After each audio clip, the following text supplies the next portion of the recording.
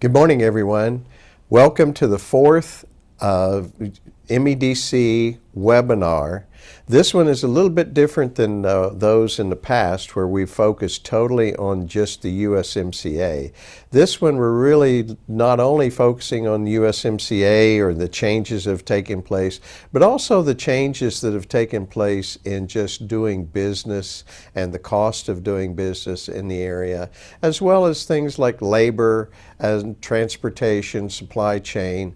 And so this one is a more extensive webinar that we will be covering today. For the next 3 hours, we will be providing you a lot of good information on the future economic trends and plans. We will be looking at the political outlook for the Rio Grande Valley, and we'll be also looking at the labor market and the labor laws that have really changed in relationship to and because of the USMCA. And then, of course, we will go back to talk about the import-export and supply chain considerations for doing business in our region, both in McAllen and in Reynosa. And then we will wrap up the webinar with the real estate market and the current trends in buildings, construction, and lease rates in the area. Sit back, enjoy it. If you have questions, please feel free to send them to us.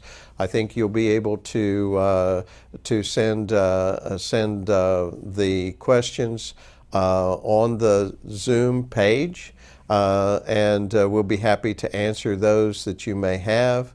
And with that, we hope you enjoy, we hope you learn a lot, and thank you again for tuning in for today's webinar.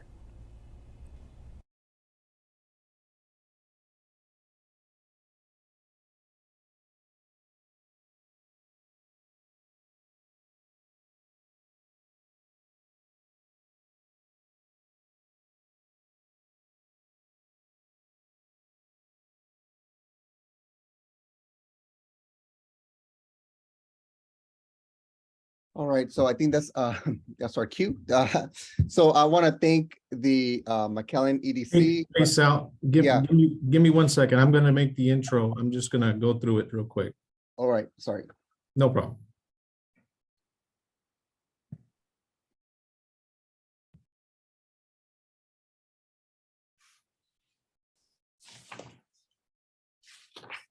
Good morning, everyone. My name is Ralph Garcia. I'm the Vice President of Business Recruitment at the McAllen Economic Development. I want to thank you all for participating today, and I want to thank our speakers for giving their time to the presentations that they've prepared for us this morning. To get started, we have the presentation on the present and future economic and political outlook by Mr. Salvador Contreras, Professor and Associate Dean, and Ms. Maroula, Khraiche, Associate Professor and Director, Center of Border Economic Studies, both of the University of Texas Pan American. And I'll just give a quick intro on each of them and then allow them to get started. Salvador Contreras is a Professor and Associate Dean for Graduate and Professional Programs at the Robert C. Bakker College of Business and Entrepreneurship at the University of Rio Grande, Texas, Rio Grande Valley.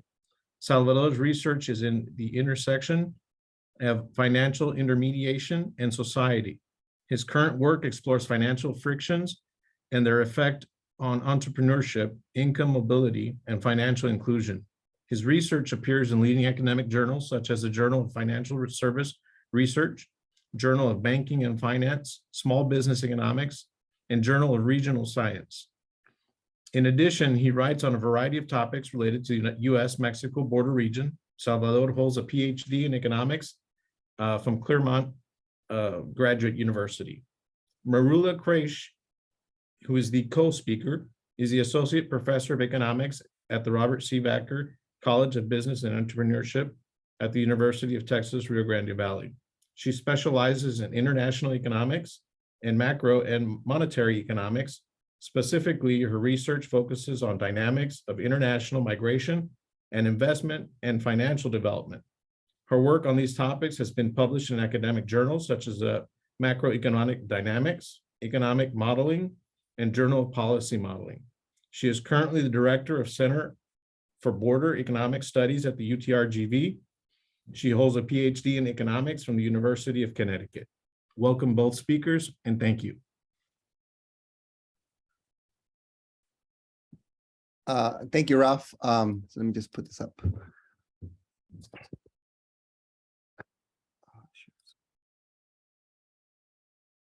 All right, so hopefully everybody can see my presentation here. Thank you, Ralph. Thank you, Keith. Thank you to the McAllen EDC for inviting Maroula and myself to present to you today. We were asked to talk about the current economic conditions and the potential implications for current and future economic outlook for the region. So we broke this presentation in two parts. We felt that in order to understand what the economic ramifications are going forward, we need to better understand, or at least just refresh ourselves as to what led us to this current moment in time. So that's what I'm going to do at the beginning, and then Maroula is going to continue by talking about the implications of the work that led us to the current economic conditions, and provide some implications both for the local economy and for the national economy. All right, so the best way to think about what's going on is to just to give a slight sense of what the fuss is all about, as it were. So let's just compare what happened during the 2007-2008 financial crisis. In the 2007-2008 financial crisis, we had a peak employment at about 138 million jobs in January 2008. This declined 2 years later to a low of 130 million jobs. So we lost about 9 million jobs in the course of 2 years, and it took another 4 years to get us back to that 138 million jobs. So, you know, from peak to recouping all the jobs, it took about 6 years. Fast forward now to, and again, if you want to think about this from the low here of the financial crisis, sometime in March 2010, we had around 130 million jobs. We experienced the longest lasting expansion in modern US history. And so we peaked around 153 million jobs in February 2020, right before the pandemic. And then as soon as the pandemic hit, we saw that in over 2 months, we lost some 22 million jobs. And it took another 2 years, or a little bit over 2 years, to get all those jobs back. In fact, the report that just came out a couple of weeks ago for the month of September basically put us back or just above where we were pre-pandemic. So from peak to back to recoup all the jobs, it took us roughly, again, 2.5 years. So the point here is that we lost 22 million jobs, far fewer than we lost during the Great Recession period. And we were able to recoup these in record amount of time, right? So it took us, again, it took us 4 years to recoup these 9 million jobs lost. And it's taken us here a little bit over 2 years to get these jobs back. So what sort of magic is involved in getting and recouping some 22 million jobs lost in the course of 2 years? That's I think what is going to help better help us understand why we are and what we're facing. So there are two main responses to these sort of economic conditions. Anytime there's an economic shock, the government would intervene, and then there's two main ways to do so. One way is through a fiscal response. The second one is through a monetary response. I'm going to go relatively quick on the fiscal response. I think most of us are still fresh on our minds, and I'll spend a little bit more time talking about the monetary response. So as soon after the pandemic hit, the economy closed, many people lost their jobs. And so the government went ahead and decided that they were going to try to support the negative consequences of this economic slowdown and the health concerns right away. So as soon as March 6th, we saw that there was an $8 billion stimulus. We'll call it package 1. Then we observed a package 2 a few weeks later. On March 18th, President Trump signed this $200 billion package. And again, more support for dealing with the health concern and dealing with individuals and families who were impacted by this. And then at the end of March, on March 27th, we had this $2.2 trillion Coronavirus Aid Relief and Economic Security Act, or the CARES Act.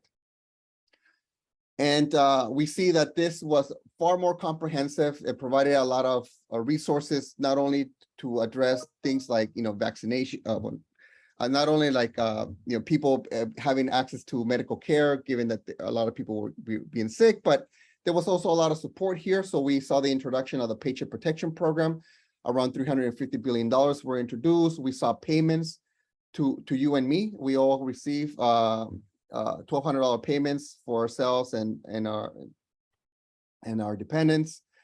And then we also saw, an expansion of the unemployment insurance and other aspects trying to support the economy during this time. Then we had a package number 4. Well, actually, let me go back. The Paycheck Protection Program ran out of money relatively quick, within a couple of weeks.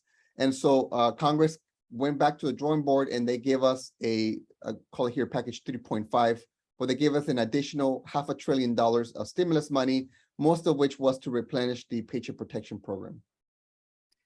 Then we had package number 4, the Consolidated Appropriations Act of 2021, the last bill that President Trump signed, or the stimulus package that he signed before he left office. This was another roughly about $1 trillion. It gave us additional $600 in direct payments for us and our dependents.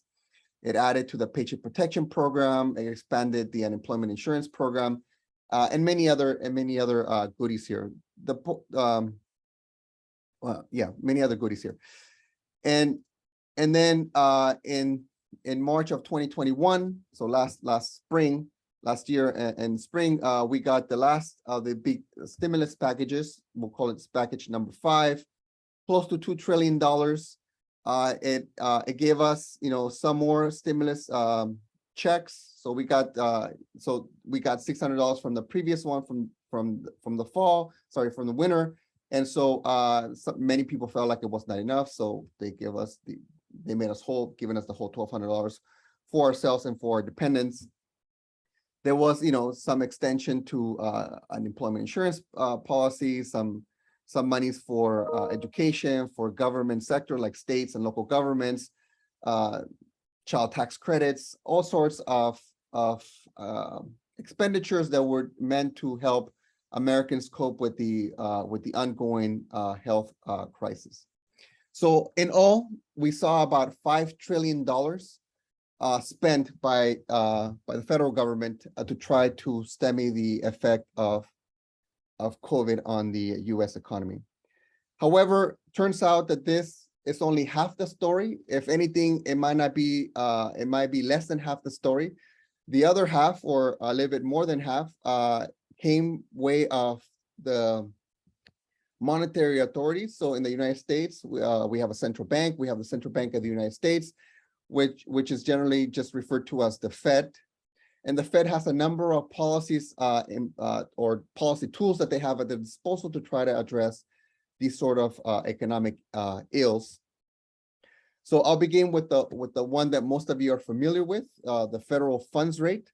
So every time in the news media that you hear that the Fed is increasing rates, they're talking about this number, this federal funds rate. This rate is the rate that banks charge other banks for overnight lending. Most of us don't see these rates. I mean, don't borrow money overnight, borrow reserves overnight. So these are mostly for financial institutions. However, these things tend to be highly correlated with other rates that we see in the economy, like rates on auto loans, mortgages, personal loans, commercial industrial loans, any type of loan that you can think of.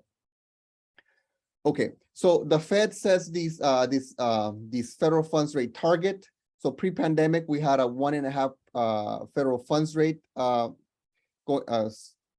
into the pandemic, and soon after the pandemic hit, both at their March 3rd and March 15, they made an announcement that they were going to cut this rate, or the target rate, from 1.5 to basically zero. So from 0 to 0.25%.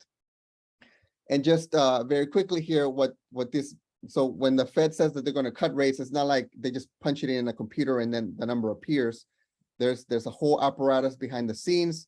There's an open market operation in which the New York Fed's desk buys and sells government debt in the open market. In this case, they are buying government debt, and they're buying it to the extent to which they observe a federal funds rate of 0, right? So that's what's going on here. And this went on from March 2020 through March 2022. So just relatively recently, the Fed started increasing rates.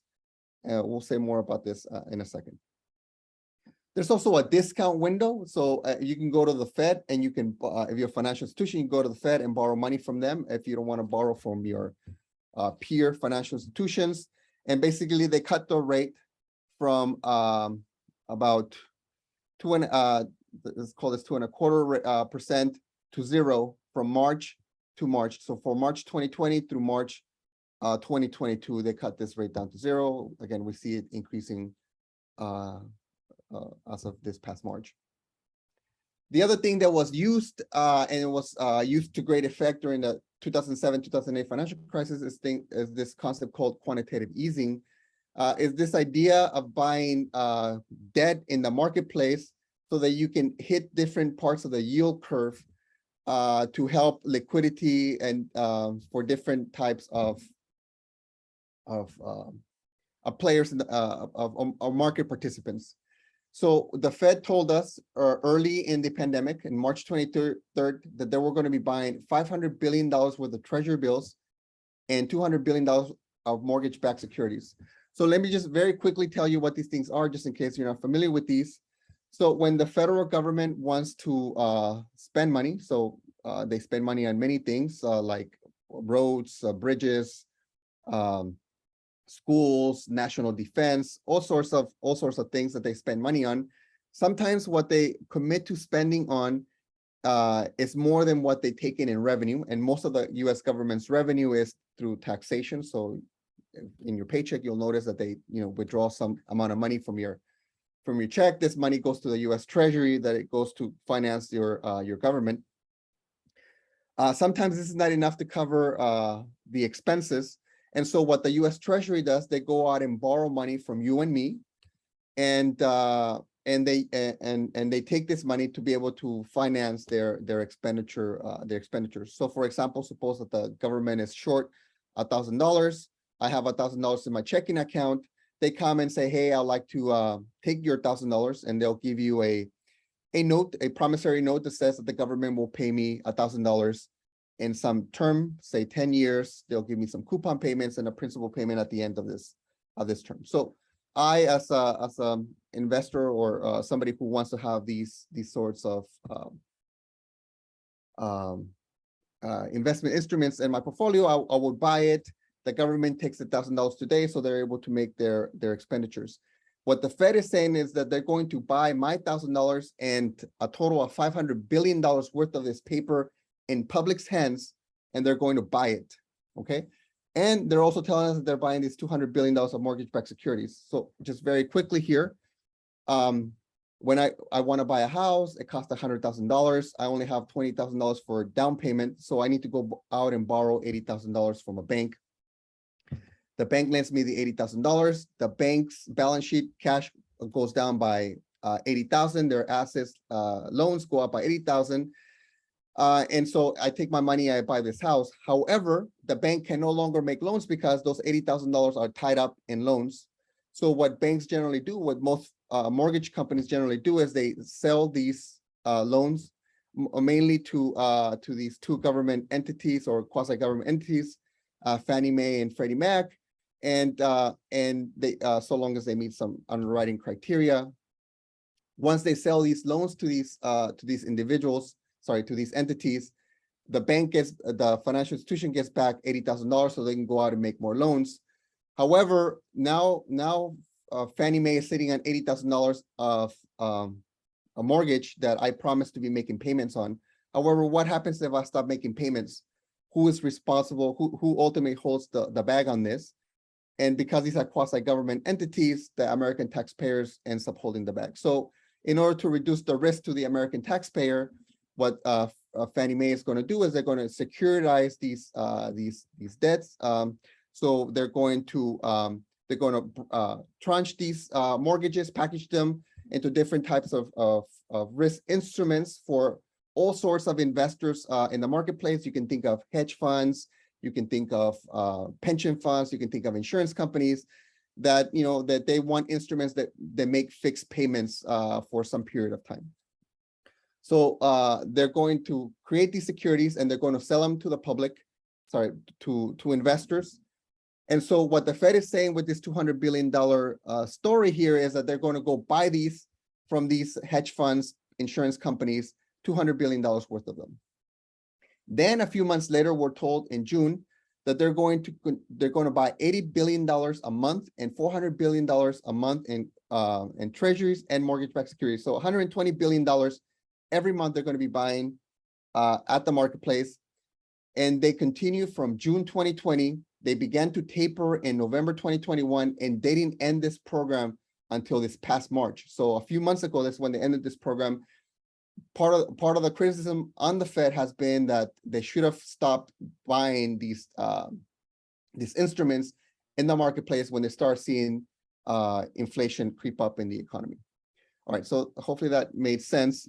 And so let me just very quickly tell you what all this means to the Fed. So this is a Fed balance sheet. This is from October last week. This is from October 20th. And there's two things that I want to show you here. The Fed is holding $5.6 trillion worth of treasury bills. Again, they were buying a lot of treasury bills, not only from this quantitative easing, but also from the open market operations just to get federal funds rate down to zero. And then they're also holding $2.7 trillion worth of mortgage-backed securities. So, 5.6, 2.7, something like $7.3 trillion is on the balance sheet out of that $8.8 trillion on the balance sheet. So the bulk of the balance sheet is on these two instruments. So what are the ramifications? So many of you have heard in the news media that the Fed during the pandemic has expanded the balance sheet to maybe unsustainable levels. What are they talking about? This balance sheet was somewhere around $4 trillion pre-pandemic. It is now at $8.8 trillion. That's the $8.7 trillion. That's the number I just showed you on the previous slide. So you saw here an expansion of about $5 trillion in the balance sheet. And so two risks are what are evident to most market participants. One is that the Fed is now increasing rates, which means that this balance sheet needs to come down. The second is that there needs to be a balance sheet runoff. How do you go from $8.8 trillion back to $4 without causing massive disruptions to financial markets? So let me just very quickly tell you here what this expansion means to you and me. So to you and me, this means an expansion of liquidity. So M2 is a broad measure of money in the economy. And we see that the measure of money increased from around $15.5 trillion to about a little under $22 trillion. So we see this massive expansion, $5 trillion worth of money. For you and me, what this means is that we are sitting on a lot more money. So this is demand deposits. Think about this as money in your checking account. Money in our checking accounts went from about $1.5 trillion to about $5 trillion in the course of 2 years. That is to say that you and I were sitting at around $3.5 trillion of extra savings than there were before the pandemic. How do we get this money? In part, the Fed gave us cash when they took our treasury bills from our hands. But in part, the federal government gave it to us in direct payments to us in the form of stimulus checks. And many of us sat on this money. So in all, if we just tally this up, we have $5 trillion in fiscal support and about $5 trillion in monetary support that we have seen from the Fed. So some $10 trillion in the course of 2 years went to recoup 22 million jobs lost. The question, of course, is what does this mean to the what are the consequences of this sort of policies to the U.S. economies? And this is where Maroula will take over the slides.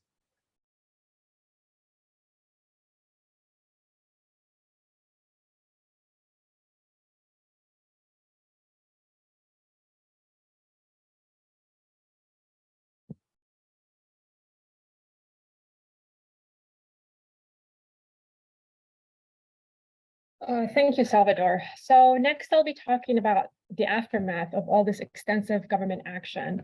With the pandemic-related restrictions being lifted, people were hoping that markets would go back to a normal state. Obviously, we don't see that happening. So it should be no surprise to anybody that the first thing I'll be talking about here is going to be the inflation rate.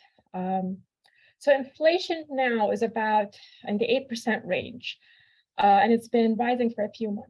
There are two worrying aspects here. The first one is that 8% is considered high. It's considered destabilizing. Central banks usually like to aim for about a 2% inflation rate that keeps the economy growing, keeps prices stable. The second worrying sign is that inflation has been persistent. There's this persistent upward trend in prices. Initially, many thought, okay, well, these inflationary pressures are going to be transitory. The imbalance between supply and demand that happened during the pandemic is causing these transitory pressures. So we had demand being artificially high because of all the stimulus given by the government that Salvador talked about. And on the flip side, we had supply artificially low because of the supply chain interruptions and because of many shortages. And then came the Russian invasion of the Ukraine, further pushed energy prices up, pushed food prices up.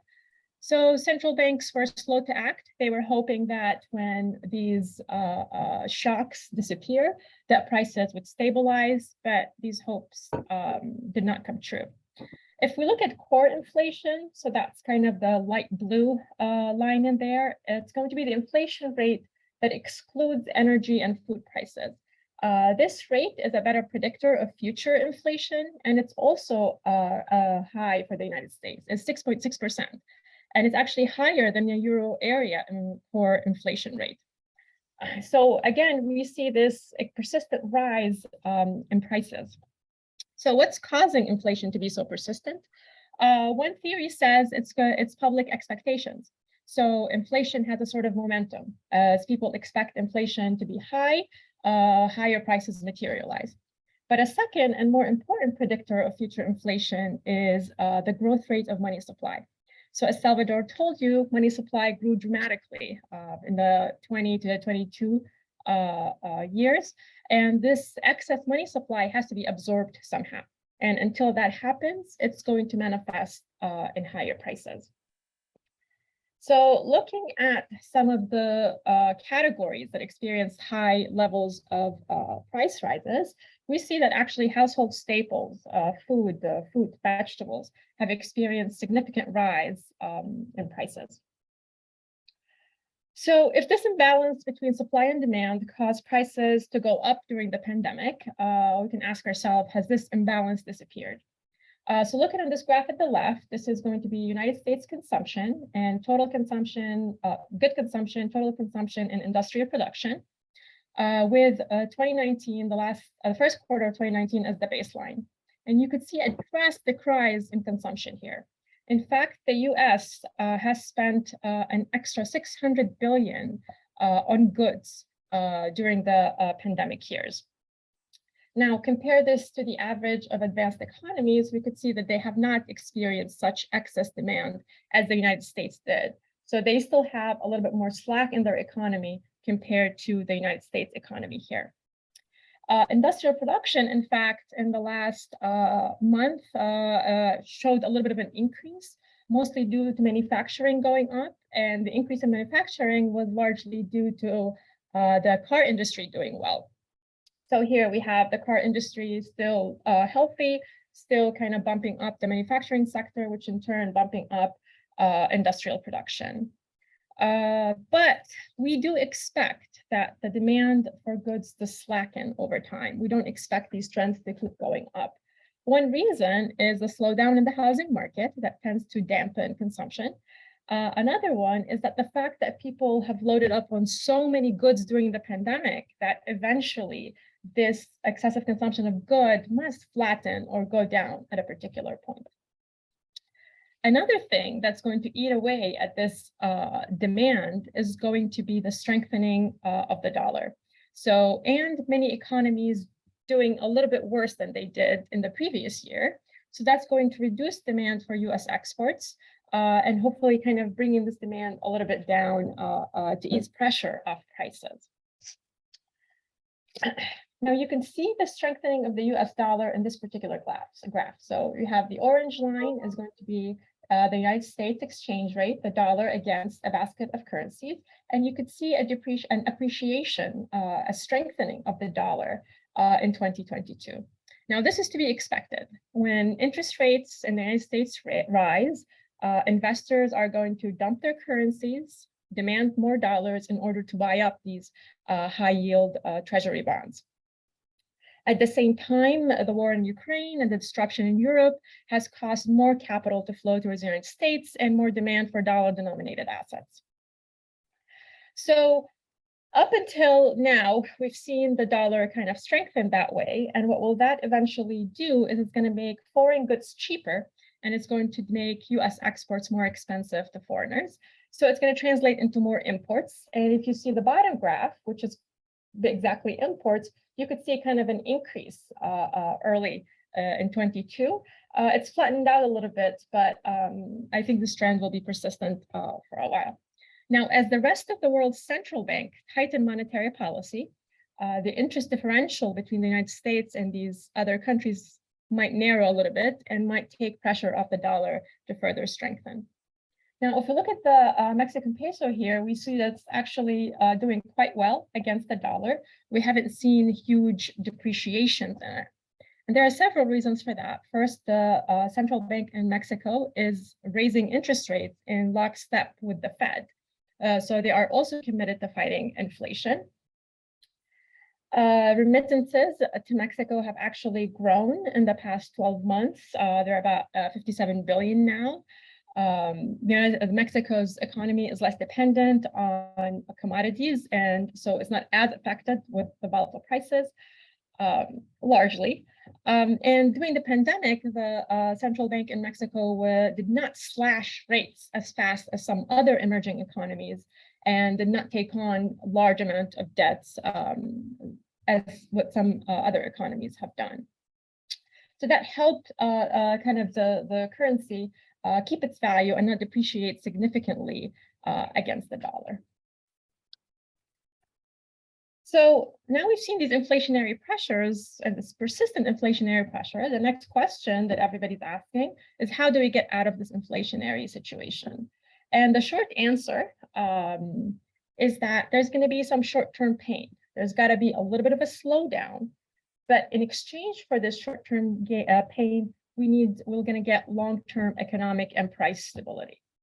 One way to achieve this long-term economic stability with minimal short-term pain is to avoid a tug of war between monetary and fiscal policy. So they kind of need to work in the same way in order to keep prices in check. So when there were huge inflationary pressures in the 80s, monetary policy worked really hard to keep that down, to kind of get rid of inflation. But also the fiscal authority, as soon as the fiscal authority also worked in the same direction as the central bank, that's when inflation was in fact conquered. Now, of course, they could do all of that and you could still have a bigger slowdown and the inflationary pressures could still exist if there's another shock to the global economy that happens. But this is out of policy control. All we can do is focus on what the policymakers can actually do. So in terms of fiscal options, they have basically two ways to kind of absorb this excess demand. First, they can reduce their own demand or at worst not increase it. So we would like to see a reduction or a stabilization in government spending. On the flip side, they can also focus and invest in productivity, invest in more efficient capital allocation, and that would boost economic growth And when economic growth is boosted, then when we have a slowdown, then that doesn't tend to create large levels of poverty and doesn't affect those on the lower end of the income spectrum as much. Luckily, it seems that the government might be listening. So the Inflation Reduction Act, which was passed in August of 22, so fairly recently, promised a 437 billion spending package, and that's expected to raise 737 billion in revenue over the next decade. Now, largely, this revenue is going to come from a 15% minimum corporate tax rate for largely on big corporations, and 1% excise tax on stock buybacks. Now, a lot of savings is expected to come from the bill's prescription drug price reform. So in 2023, Medicare will be able to negotiate the prices of 10 drugs that they pay for. So there's expected to have a lot of savings in that particular program. Now, this is really welcome news. The United States spends a good amount on health compared to GDP. It's about 90%, which is double the amount of developed economies. So getting that health spending in check will help with the future deficit and with the excessive spending of the government.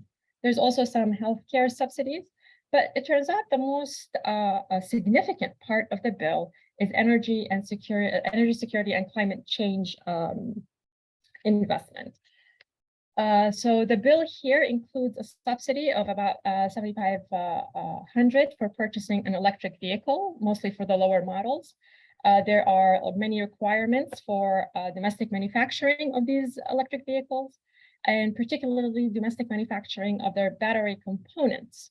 So the law requires 40% battery components to be sourced from factories in the US or its free trade partners.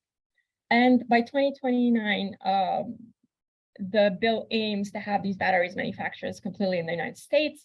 And the aim here is to get away from dependence on China for the batteries of these electric vehicles. Now, this increasing relying on renewables may benefit the taxpayers. So, for example, a wind plant that is subsidized might be able to give electricity at a cheaper rate than a coal burning or natural gas plant that is not subsidized. So hopefully there could be some savings here.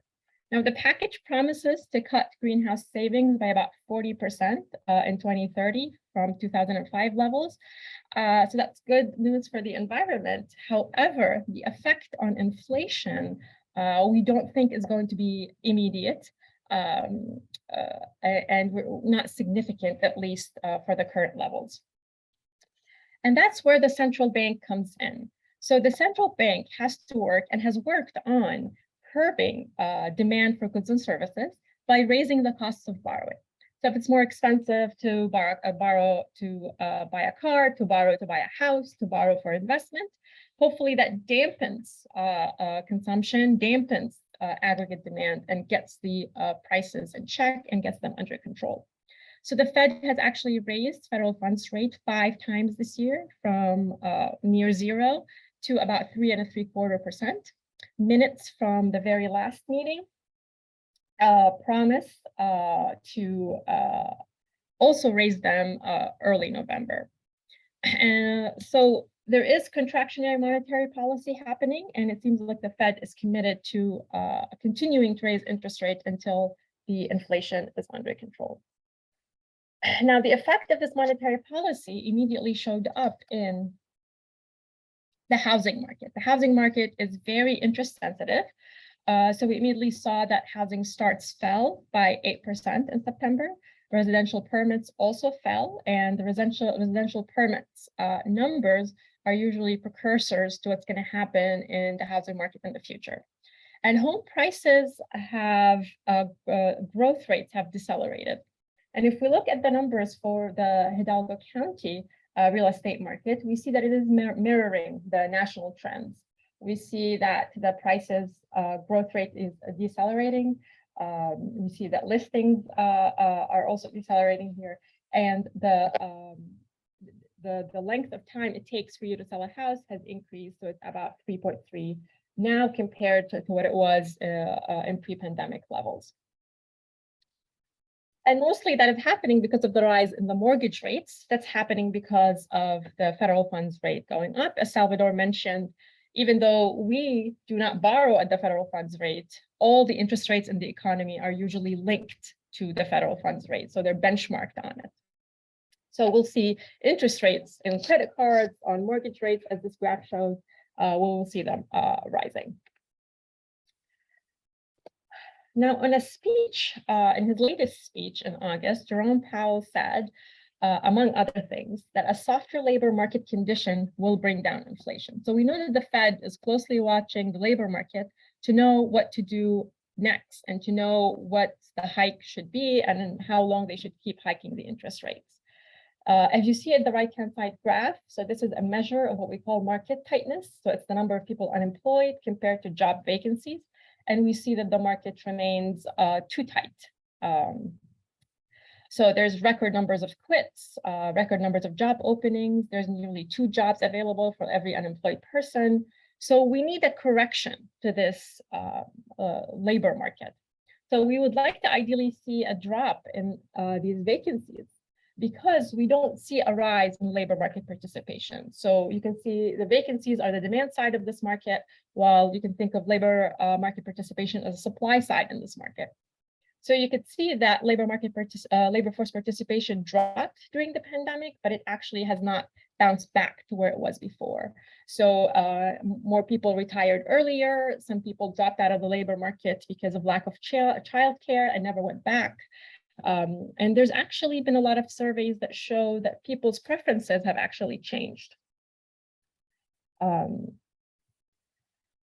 So some people now prefer to work shorter hours. They prefer to work in more flexible environments, and some of that has affected labor market participation. And given that the changes in preferences, we're not really sure if labor market participation will ever bounce back to its pre-pandemic levels. We also see that actually nominal wage growth has gone up. It's gone up 6%, so it hasn't really kept up with inflation. But nominal wage growth in the United States has even been above that in the Euro area. We also see a rise in the number of hours. So as employers are finding it hard to hire more people, existing employees seem to be putting in more hours. We do see a little bit of a rise in jobless claims, but not sufficient to mirror bad times. So the labor market remains okay. So I'll try to wrap up in the next 2 minutes. By telling you about what we expect the future to hold for us. We expect inflation to remain high this year and also the first 2 quarters of the next. Fed is trying to squeeze demand. They've put price stability as their priority, which as they should. And as they anchor inflation's expectation, this should help reduce the amount of slowdown that's coming as a result of this Fed action. In fact, there is estimation that the federal funds rate will go up to about 4.25% by March of next year. So there's a lot of forecasts for a recession in the next 2 quarters. The global economy is seeing a large, steep slowdown. Consumer confidence on a global level is actually slowing down. And as there's a slow growth and high inflation that sometimes triggers debt crisis. So we would hope that developing economies focus on macroprudential regulations, focus on foreign exchange. So Mexico is doing pretty well. Brazil also is doing very well. And we hope that that continues to be the case. Now, just because we have tight monetary policy does not mean we definitely will have a recession. Tight monetary policy is not sufficient to create a recession. Other shocks have to take place, typically. And one example of these shocks is the OPEC's reduction in oil production, which is going to boost up energy prices. And actually, an unintended consequence of this is that there's more geopolitical tensions. So we're going to have volatility and uncertainty that usually weighs heavy on investor expectations. Of course, there's the surging US dollar also could be a problem for US manufacturing exports. And the midterm election, we hope will create more stability and do not create any more fiscal spending. So At the end, I'll talk about what we think the implications of all of these for the RGV. Retail, education, health, finance, and government are about 2/3 of the RGV economy, a much larger chunk than it is for Texas. And these sectors we do see are going to be stable. So they're not expected to be more volatile or uncertain. So perhaps the economic outlook for the RGV could be similar to the rest of the country, but surely not worse. Okay. So I'll wrap up 9:51. So I went 1 minute over. We do face some serious economic challenge, but we think that the Fed is acting correctly by trying to squeeze inflation before it gets even worse. They should have acted earlier, but I guess better late than never. And hopefully they can create a slowdown that is not too severe and that doesn't push us into a recession. And most importantly, hopefully there's no other shock that will further deepen the slowdown. Inflation is likely to remain elevated. Interest rates are likely to remain high, further strengthening the dollar. However, all hope is not lost. Retail sales are flat, but they haven't plummeted. Americans are actually consumers, and firms have restructured a good chunk of debt during the recession. So they're walking into this next slowdown with a better economic situation than they would have been otherwise. And as Salvador mentioned, they also have quite an amount of cash on hand because of various monetary and fiscal stimulus. Okay, thank you very much, guys. And this is all I have to say. Thank you, Salvador. Thank you, Maroula. Appreciate that so much. Moving on.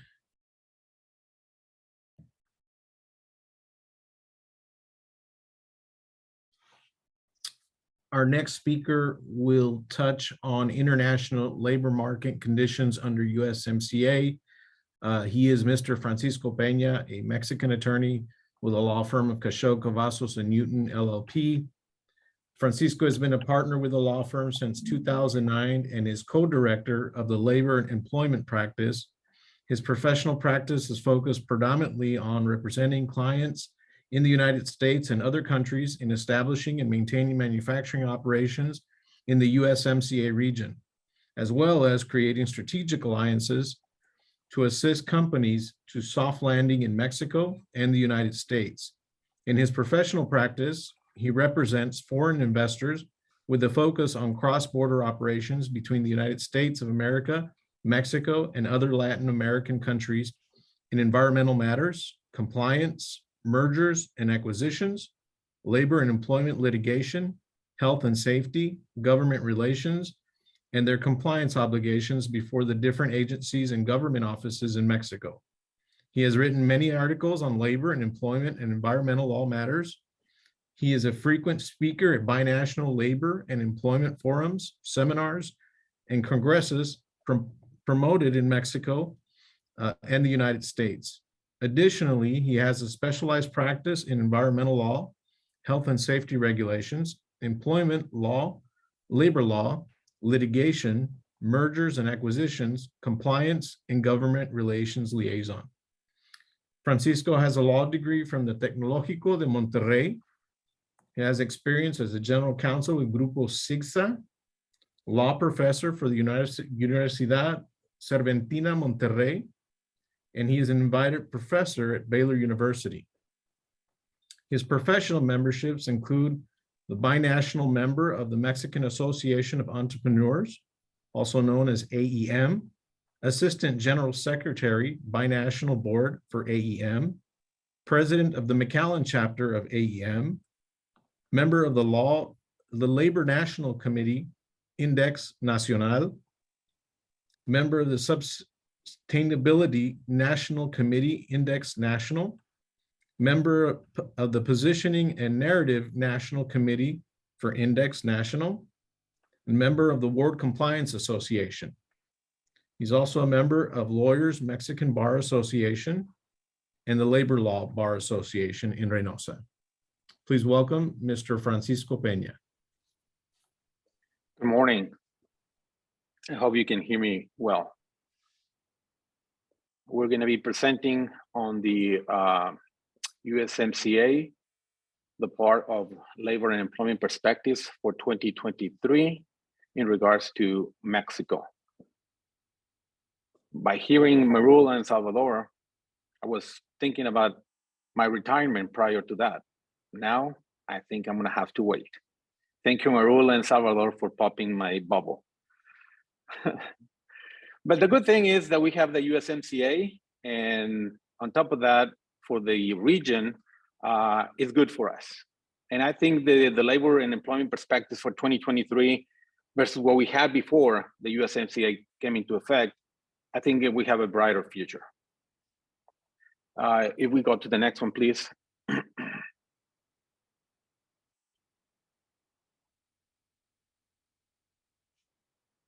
So this is where everything started for Mexico and US with respect to international trade agreements. Is the NAFTA versus the USMCA. NAFTA, according to the former president, it was the worst agreement ever signed by the United States, which I agree to disagree. In some of the aspects, the NAFTA was not more beneficial than the USMCA it is. NAFTA had no labor chapter. Everything was on side agreements, and therefore the law that prevailed at that time, United States was going to do its own, Mexico was going to do its own. And any conflict that may arise, it will be on a side agreement, reaching a mutual and quote unquote agreement. So NAFTA at that time was everything that we had, and it was work. It was working. It was very good at that time, but it needed to be modernized.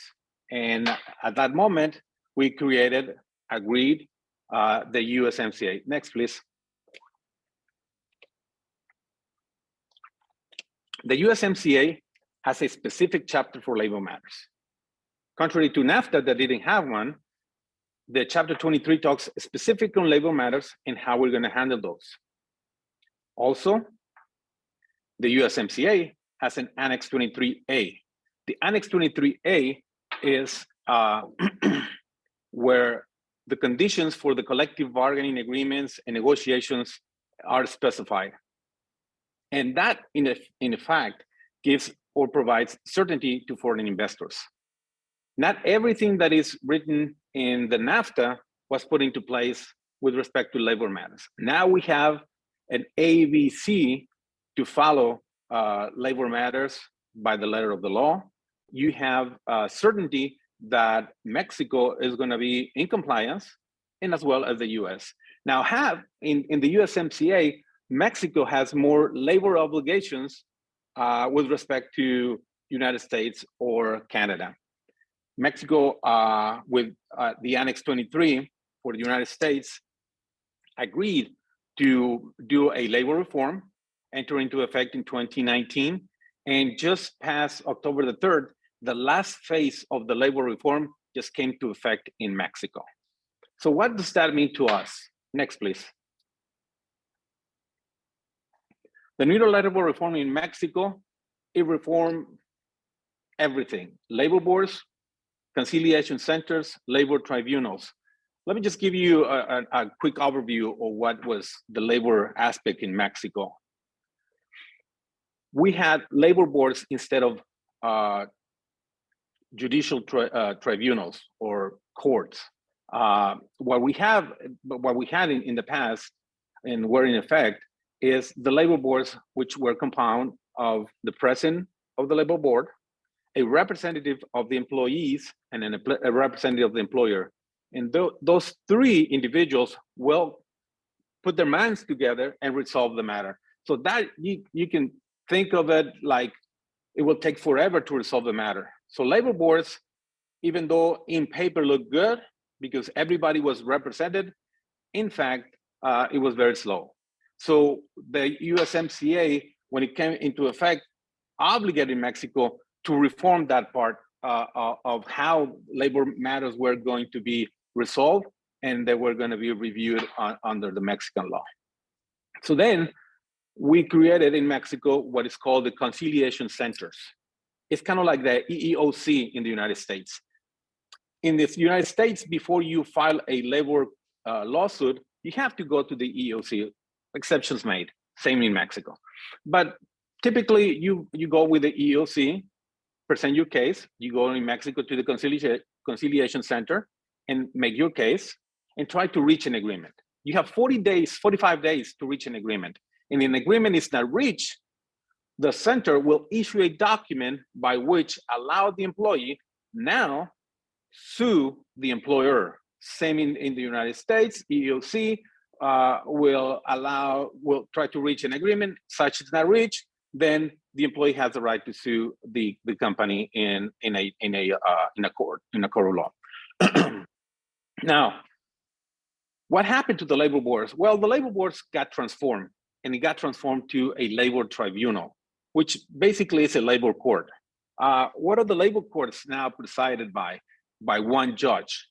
The difference between the labor boards and the labor courts, which both entities resolve matters, is that the labor board had 3 individuals. They're going to issue a resolution. The labor tribunals or labor courts will only have 1 judge.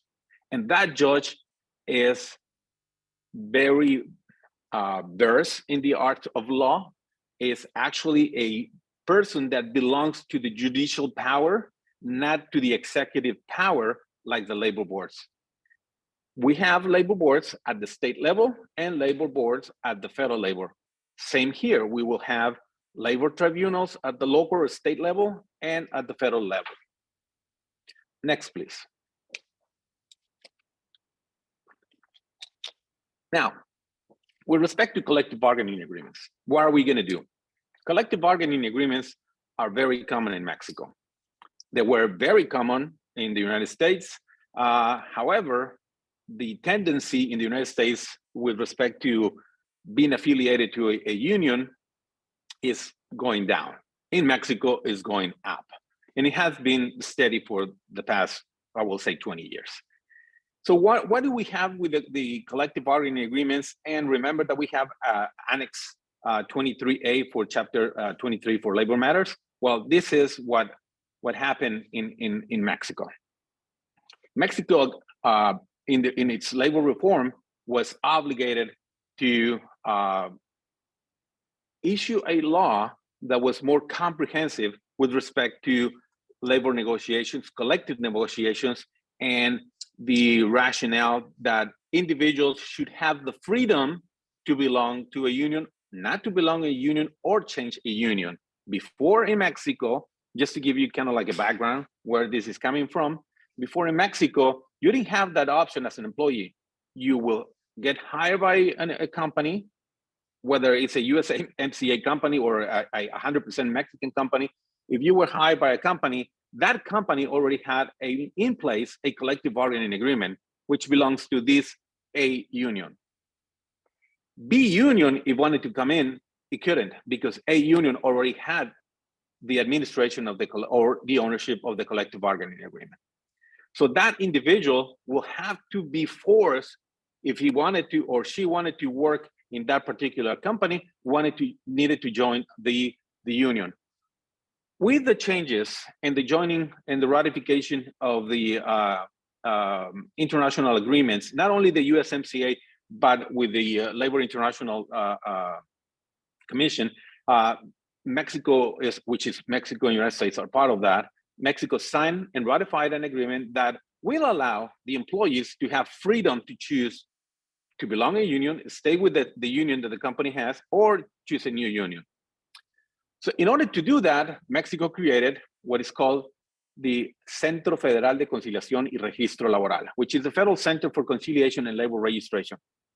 Before, you had the states, 32 states in Mexico, and each state had their own center to register the collective bargaining agreements. Now, everything got centralized into Mexico City, and there is this federal center with all the unions. They need to register there. If you want to have a union, you need to request that to the federal center. That is now centralized, and the state authorities do not have the power to say yay or nay to a formation of a new union. Now, with those labor reforms in place, what happened to the collective bargaining agreements that were prior to 2019? It is understood that in Mexico, we have over 530,000 collective bargaining agreements. 530,000 collective bargaining agreements. Of those 530,000, it is believed that 85% of those are what it's called collective bargaining agreement for protection purposes. Why we have so many collective bargaining agreements that are not actual collective bargaining agreements? The law will allow a union to come in and request to sign a collective bargaining agreement. And I, as an owner of the company, I don't want to sign with that union. So what I will do, I will seek a more friendly union, sign an agreement with it, and just leave it there. So remember, before, as each state had the power to raise their collective bargaining agreements, now everything goes to Mexico City, and they are very strict. So at that moment, what happened? So every union was being created left and right, and there was no order. With the USMCA and the labor reform that Mexico was obligated to put in place, we have more certainty. The collective bargaining agreements need to be legalized by May 1st, 2023. If you don't have that as a union with your company, then that collective bargaining agreement is going to be null and void, and you will have to sign a new one. And you will have to follow the procedure, the exact same procedure that the United States has. A few differences apart, but in most effect, you will have the same certainty that the unions have in the United States. Now, the CBA negotiations, on the other hand, they are taken in the same way that the United States. So what happened in Mexico is Mexico kind of give a facelift to the law and say, okay, collective bargaining negotiations are going to be different this year. And when I say this year, beginning this particular past year. So now, in order for you to negotiate a collective bargaining agreement, you need to sit down with the leader of the union, a commission that represents your employees, and kind of negotiate there in a room, in a hotel room, in a conference room of the company. And it is called a pre-negotiation. So you guys reach an agreement. Once the agreement is reached, that agreement needs to be sent out to all the employees in the plant. The same thing in the United States. Well, we didn't do that before. It was what it was agreed in that little room. It was going to be law, and it was had to be abided by all the employees in that particular company. So now with this negotiation, the new rulings, which, by the way, nor the employees or the unions are used to do those things. The employees are like always, well, I used to do and abide by what the union said. Now I have the power to vote yay or nay in regards to the small commission that was getting together with the employer and decided that what it was good for us. Now, if I don't agree with it, I vote nay. And if that is a negative voting, then you will have to sit down and renegotiate. Second time around, if it not, then the whole collective bargaining agreement could have to be renegotiated all over again. Next, please.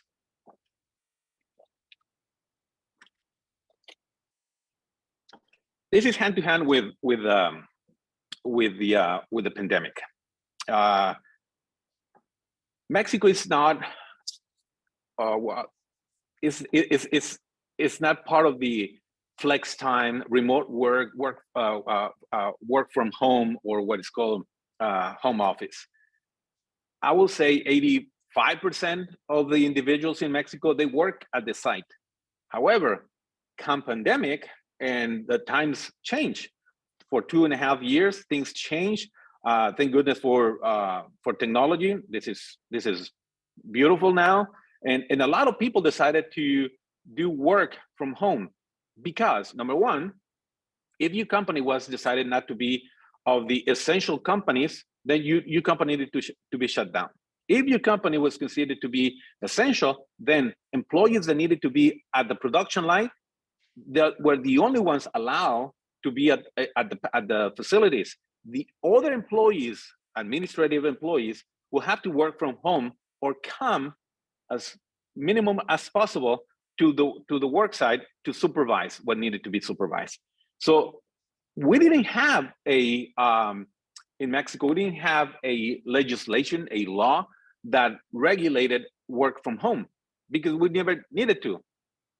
So things changed, and now the law got reformed during the pandemic time. The law got reformed, and they created what is called remote work. This remote work is different from what we know in the United States as home office. And I will explain in a minute what is the differences. Remote work means that the employer has the right to hire an employee to work from home as needed. And when I say as needed, if the employee is working from home 60% of the time, that person is being hired in a remote work mode, not in a presential mode. So he's not required to be present because he's hired to be working as a remotely employee. Now, the flex time, on the other hand, is an employee that can work from home or can work from the work site. But that individual has to have more presence at the work site than at the home or at the place that that individual decides to work. Now, the difference between remote work and work from home or home office, yeah, it may be semantics. However, it has differences. And those differences are that how you are being hired.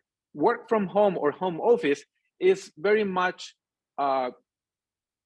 located within the scope of flex time.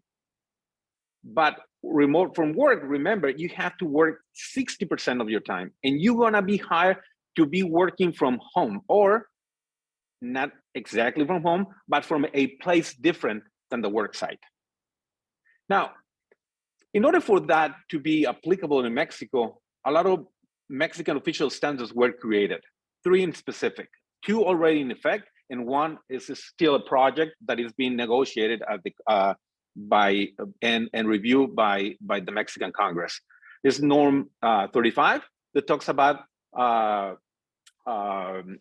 sexual harassment, labor harassment per se, psychological stress, work violence, anything that has to do with the work being done either at home, at a different place, or at the work site that create an emotional or psychological effect, norm 35 will have to be in place. And you as an employer has the obligation to do that. So that is giving you certainty as an employee that you will be taken care of.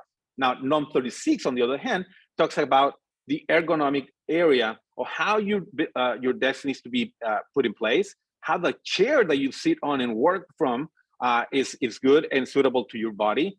The laptop or the desktop that you're working from has the protection necessary for your eyes, or you are provided with work tools like specific or special glasses, whether they are prescription glasses or just glasses for reading the computer. And norm 36, norm 37 that is still in process, that is going to be defining is specifically what is considered remote work, what the obligations for the employee, what is the obligations for the employer, and that is 85% of the project is going to be approved as it is. A little few changes will be made, but mostly everything that is in the norm 37, it is believed that it will be applicable as is being presented. Next, please. Now, what is coming from Mexico? And this is something that I would like to go with you in detail. Dignified vacation, dignified work shift, and how Mexico compares with the rest of the world. Right now, Mexico is considered the lowest country in Latin America with respect to vacation time. 6 days. Only 6 days. And there are other countries that goes, the next one to it is 10, 12, 15, 18. Panama has 30 days. Peru has 30 days. Cuba has 30 days vacation. Us in Mexico have 6 days. So that process, that dignified vacation, that's how the reform is being called in Mexico. They're looking into bump it up to for 6 days. So 6 days will go to 12. And the first year you're allowed to enjoy 6 days of vacation, second year 8, and so on and so forth. So with that in mind, you will have to be thinking, something happened to my presentation. So with that in mind, we will have to be thinking about going forward with those vacations. Now, work shifts also are going to have to be considering a modification. Right now, you work 48 hours, which is roughly 2,043 hours per year. Mexico is the country that works the most. And compared to other countries like United States, in Europe or Latin America, they work shifts of 35, 42, 40, and that also is coming to be modified. That giving the employees a new set of rules to be working a lower work shift. And so Mexico, compares to them, needs to be modified, because at the end of the day, what happened? What was the when López Obrador was in campaign, he said, we're going to make Mexico good. Now, when Trump was in place, he talked to López Obrador and said, you need to help with all these transitions coming, all these immigrants coming into Mexico. So he provided, and among the campaign promises that López Obrador did is zero corruption, less violence, the military out of the streets, increase in salaries. All of those 4 that I just mentioned, and many more, but out of those 4 that I just mentioned, salaries are the ones that are in his mind. So salaries in Mexico, we used to have one salary for the whole country. Now it's divided, the northern border and the rest of Mexico. Why the northern border is higher in salary with respect to the rest of Mexico? Because that is a barrier, an economic barrier that was put in place by López Obrador in order to please Trump at that time, because they were saying, if we elevate the salaries, we increase the salaries in the northern region, people are not going to be crossing into the United States. They're going to stay here and they're going to work in the northern borders, and because the salaries are real good. Most of the immigrants into Mexico are because of lack of money. The lack of money in the southern part of Mexico has caused these constant migrations into the United States for many, many, many decades. And because they thinking that they put this economic barrier in the northern border, those migrant individuals or employees eventually will not want to cross into the United States and expose themselves to the coyotes or to the bad people or to the forced labors that sometimes happening in the United States, or the risk of being caught and being sent back to Mexico. So if they have this economic border, people will remain, you know what, I'll stay here because there's no much risk. I'll have money that I can send home. And with this money that I'm making here, I've been able to feed my family in southern Mexico. So based on that, the northern border have a higher salary than the rest of Mexico. Next, please. I'm just gonna try to speed up a little bit just to make sure that I'm on time and respects everybody's time. So now, what is the perspective from the United States? The United States thinks that Mexico is doing a good job. However, Mexico needs funds to implement the labor reforms, and Mexico needs time to implement it. So the labor reform from 2019 that was initiated in 2019, it just got fully loaded, let me put it and use that word, fully loaded into Mexico in 2022. That time, and it's because of the lack of funds, we're still working and struggling and moving forward, but continue to move forward. And we have received funds from the United States to implement the labor reform. And those funds were specifically for training, for facilities, and for education. And those funds were provided to Mexico in order to make Mexico, from the United States, in order to make Mexico a suitable place for them to implement the labor reform. However, and this is kind of like a big however, the implementation time-wise, it was not the right amount of time.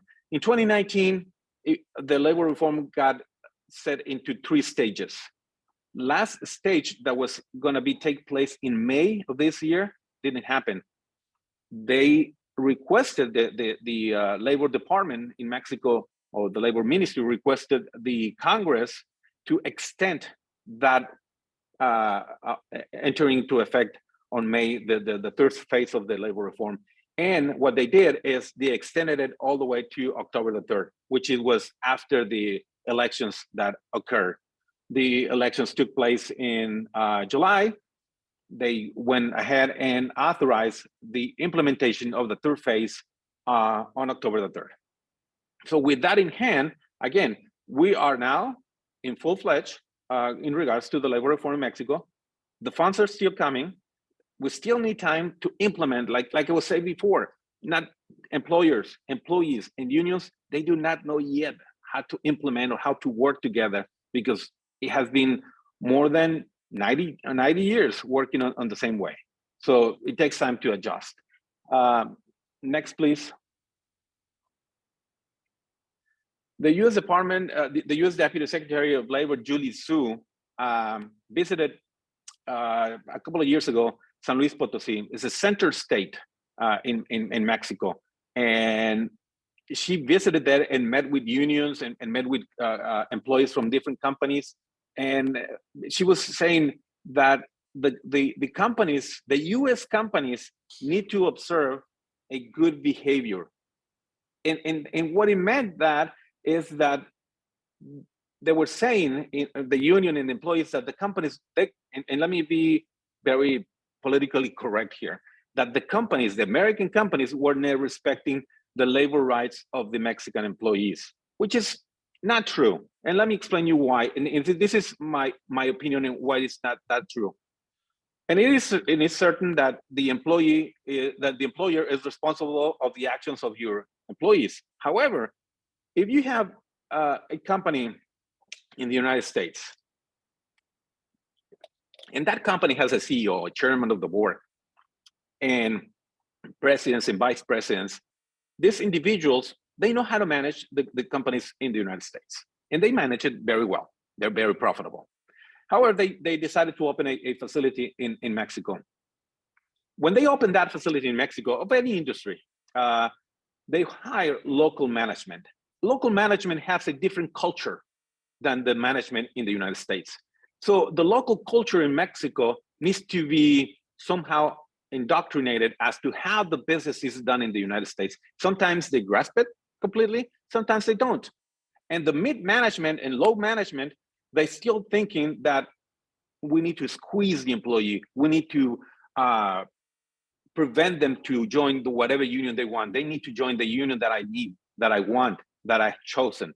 And that is the problem that we had in the past with the unions and the companies that are in the United States, working in Mexico, setting their businesses in Mexico. So with that in hand, Julie Su did mention that she is pleased. She wants to continue to do business and support Mexico, but they need to work on that.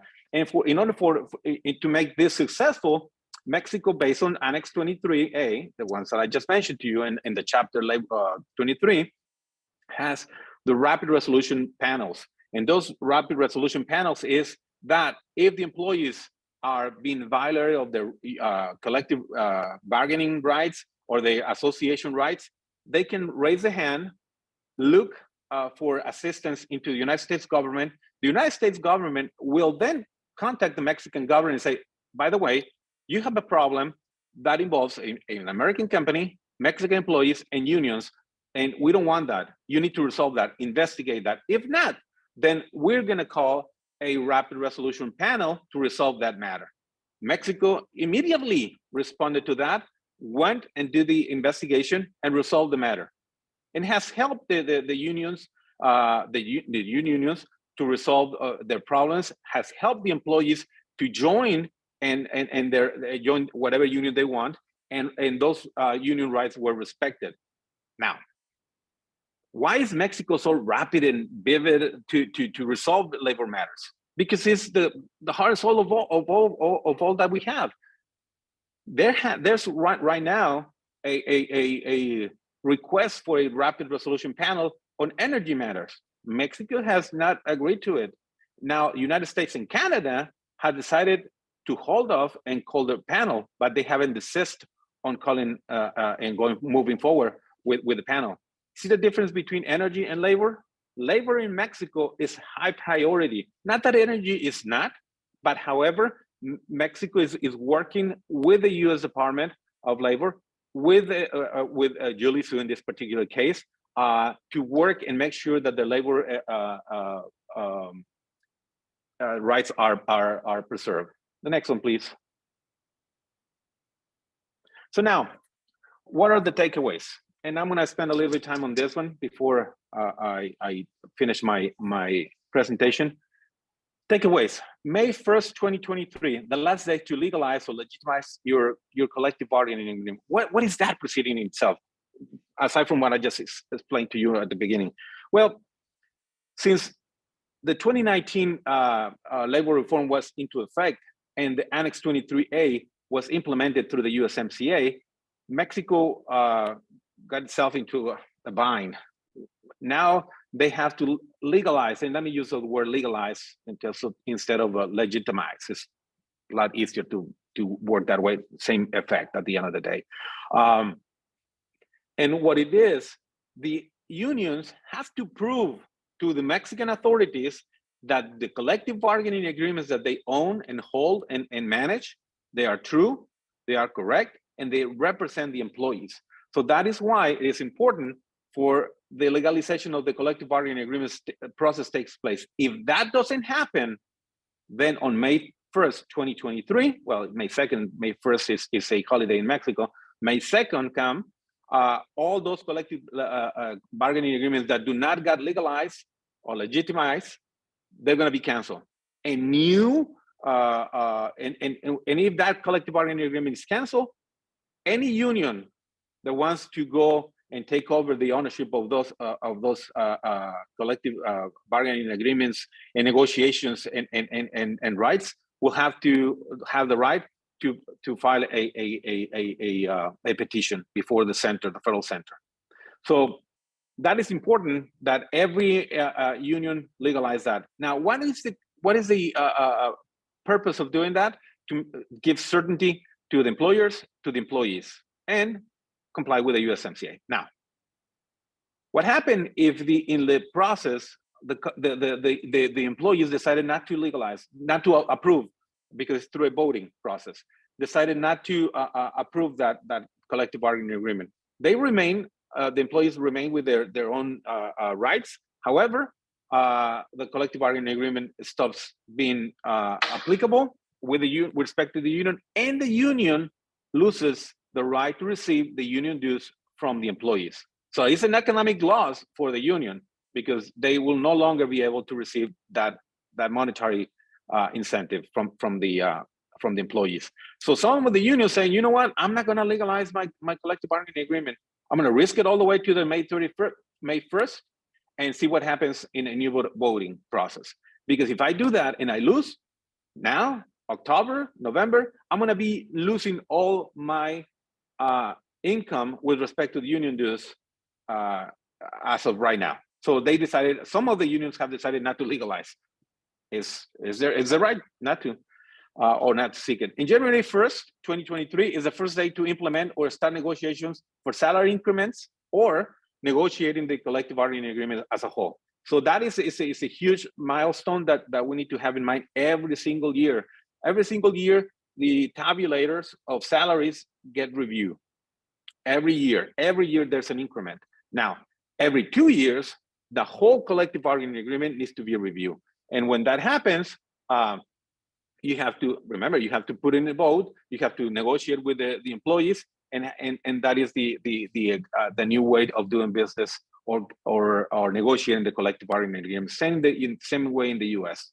But again, We're still not used to it. We're still working on it. We still jump some hoops, but some of the companies have already learned the trick, and work together with the unions and have been able to resolve matters. There are other companies and other unions that have not been able to be successful negotiators, and at the end of the day, they have lost the collective bargaining agreement and they have to implement it all over again. Next one and last, please. Another takeaway point is the work shift and vacations. These are reforms that are in the works at the Mexican Congress. Right now, they are at the Senate House and they're working on it. They are about to be voted on, and most likely the work shift is going to be reduced and the vacations are going to be incremented. So that is coming. That is no way that is going to change. Now, pending but unavoidable labor reforms. What other labor reforms could be thinking of? Well, one of them is like the NOM 35, even though it's not a law, it's a new way of legalized processes in Mexico. Now, there's also labor reform in regards to hiring a certain percentage based on your employee base, a certain percentage of handicapped individuals or elderly people over 60. So before, you were not obligated to hire handicapped people or elderly people. Now, by law, because it's being reformed, that is coming. Whether we're going to see it this year or next year, I'm kind of predicting not this year, because right now they're focusing on vacation and the work shift. But those two labor reforms that are coming, they will be implemented most likely first quarter or second quarter of next year. Now, why the handicap is important for us? Well, because it's inclusion. And since we are in the era of inclusion in Mexico, that we didn't know how to do it, how to deal with it, there's a lot of norms that are being formed in order to include everybody, to give them the possibility to work. If you are in a wheelchair, you as an employer have to amend you have to place ramps, elevators, or whatever is needed for the wheelchair to go in. If you have deaf people, you have to optimize your facility. You have blind people, you have to also optimize that. So depending on the handicap, there's a spectrum, a list of that is going to be put into place when the labor reform comes, but that is coming. And the United States will continue to be a watchful neighbor. They will not let us slip through the cracks, anything, which is good. At the end of the day, we need to have guidance, because all of this are somewhat new. But once we get into that effect, that watchfulness, and let me use that word, will start fading away, because now they are convinced that Mexico is doing the correct way, is working the right way. And I think once they realize that instead of being just a watchful neighbor, they're going to be more of a partner neighbor type relationship. And that it will be my presentation. Thank you, Francisco.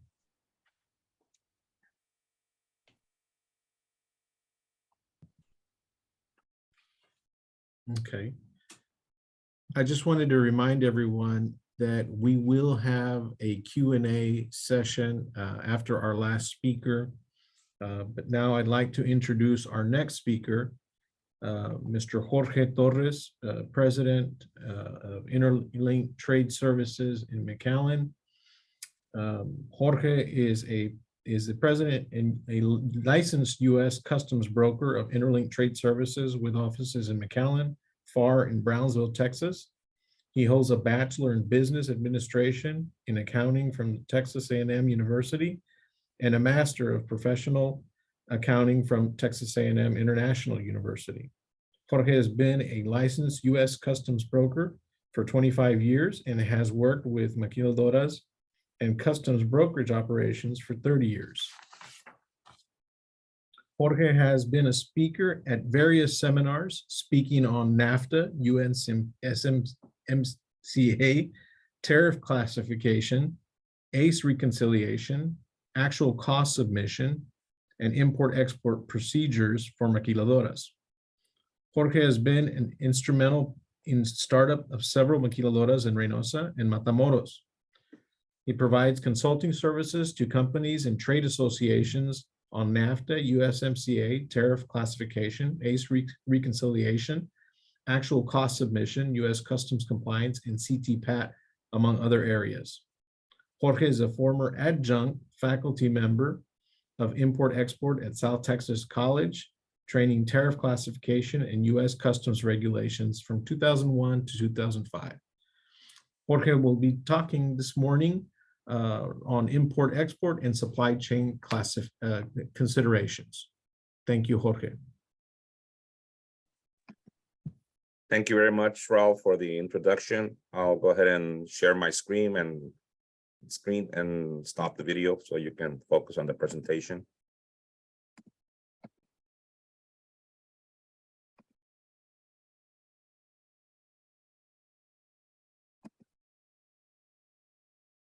Again, good morning, everyone. Thanks for attending this very informational webinar. The topic I'm going to be discussing or mentioning today is import, export, and supply chain considerations. The agenda will follow USMCA update, China Section 301 tariffs, supply chain disruptions, and summary and conclusions, which will follow later with the Q&A session.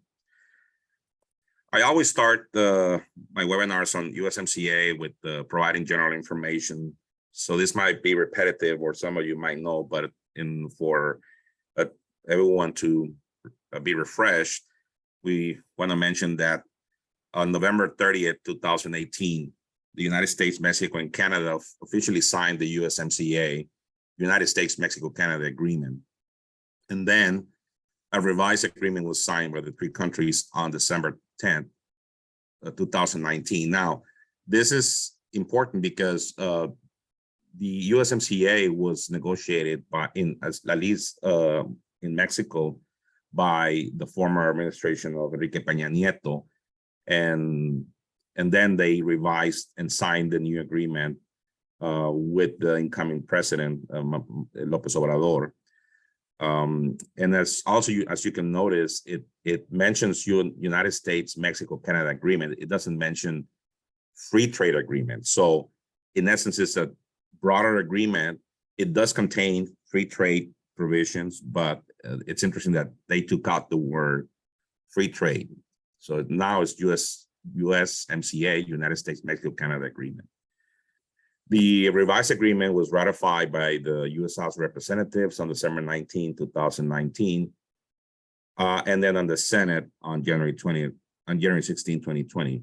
And then it was signed by President Trump on January 29, 2020, and it was implemented on July 1st, 2020.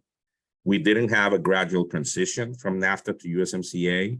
We had pretty much the switch off for NAFTA on June 30th, 2020, and USMCA started on July 1st, 2020. Here are some resources for you to find more information on the USMCA. As you know, there's a lot of chapters, a lot of provisions, trade, labor, energy, environmental, intellectual property rights, etc. So these are some of the links that you can go to and find additional information on USMCA. Now, let's go to some statistics on trade in the US. And I have the 2021 fiscal year provided by CBP, Customs and Border Protection. Unfortunately, they didn't have, by this date, the 2022 fiscal year information ready because they just wrapped up the year September 30th. So, but this is a representation of some of the trade situations that we have. For example, who are the top 3 U.S. trading partners? Well, the number 1 is Canada with about 14.5% of the trade, Mexico 14.4% of the trade, and China 14.3%. These 3 countries kind of move back and forth regarding the top trade. As you can see, it's very narrow, the differences, 14.5, 14.4, and 14.3. So, for example, in China, if you look at China at the specific numbers, our exports, the US exports to China were $151.1 billion and imports were $506.4 billion. As you know, we have Section 301 tariffs for China products.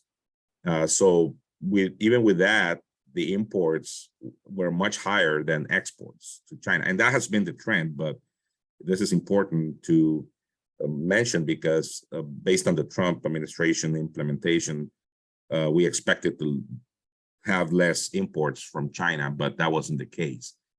But in the other countries, it's pretty standard. Obviously, there's a lot of exports to Canada, and there's more imports from Mexico.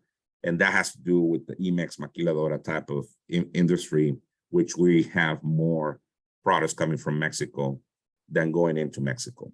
But as you can see, the numbers are pretty tight, and these three countries move around.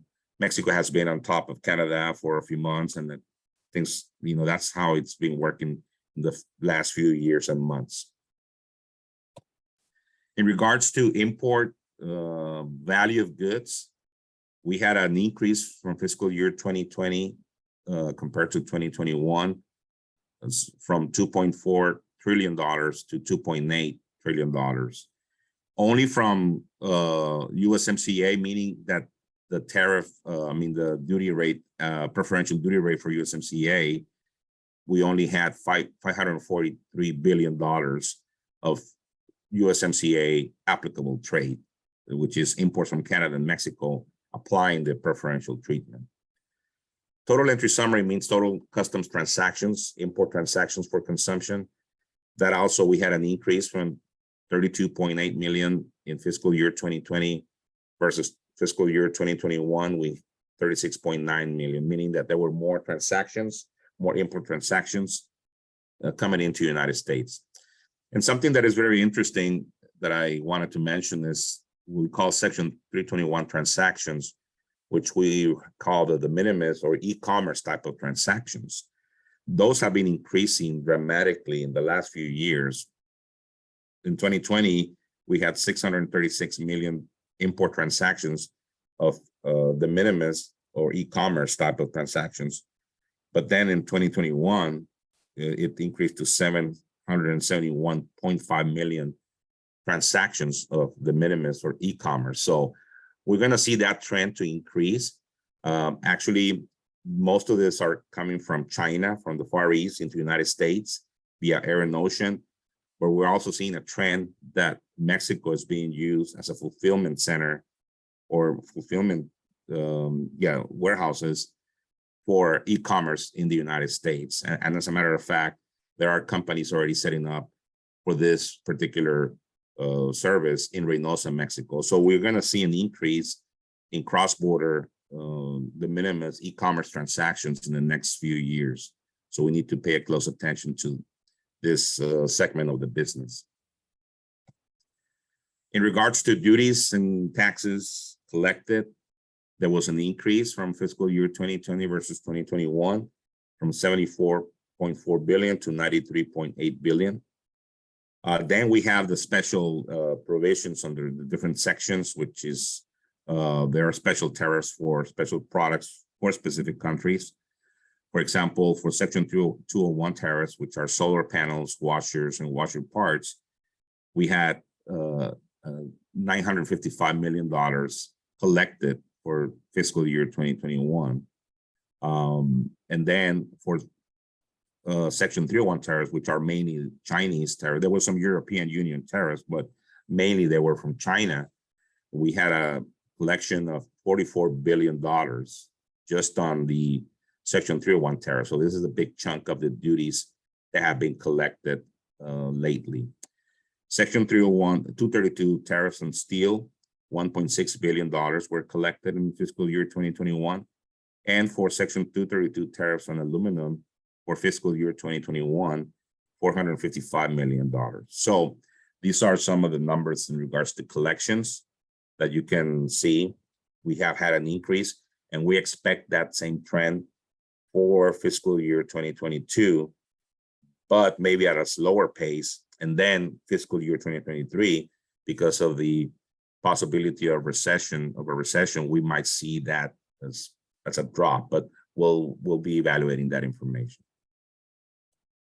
Now, going back to USMCA and some specifics, I wanted to touch mainly on an area that it's happening now, which is an automotive rule dispute that is happening. But first, let's mention about what changed from NAFTA to USMCA in regards to the automotive and automotive parts rules of origin for preferential treatment.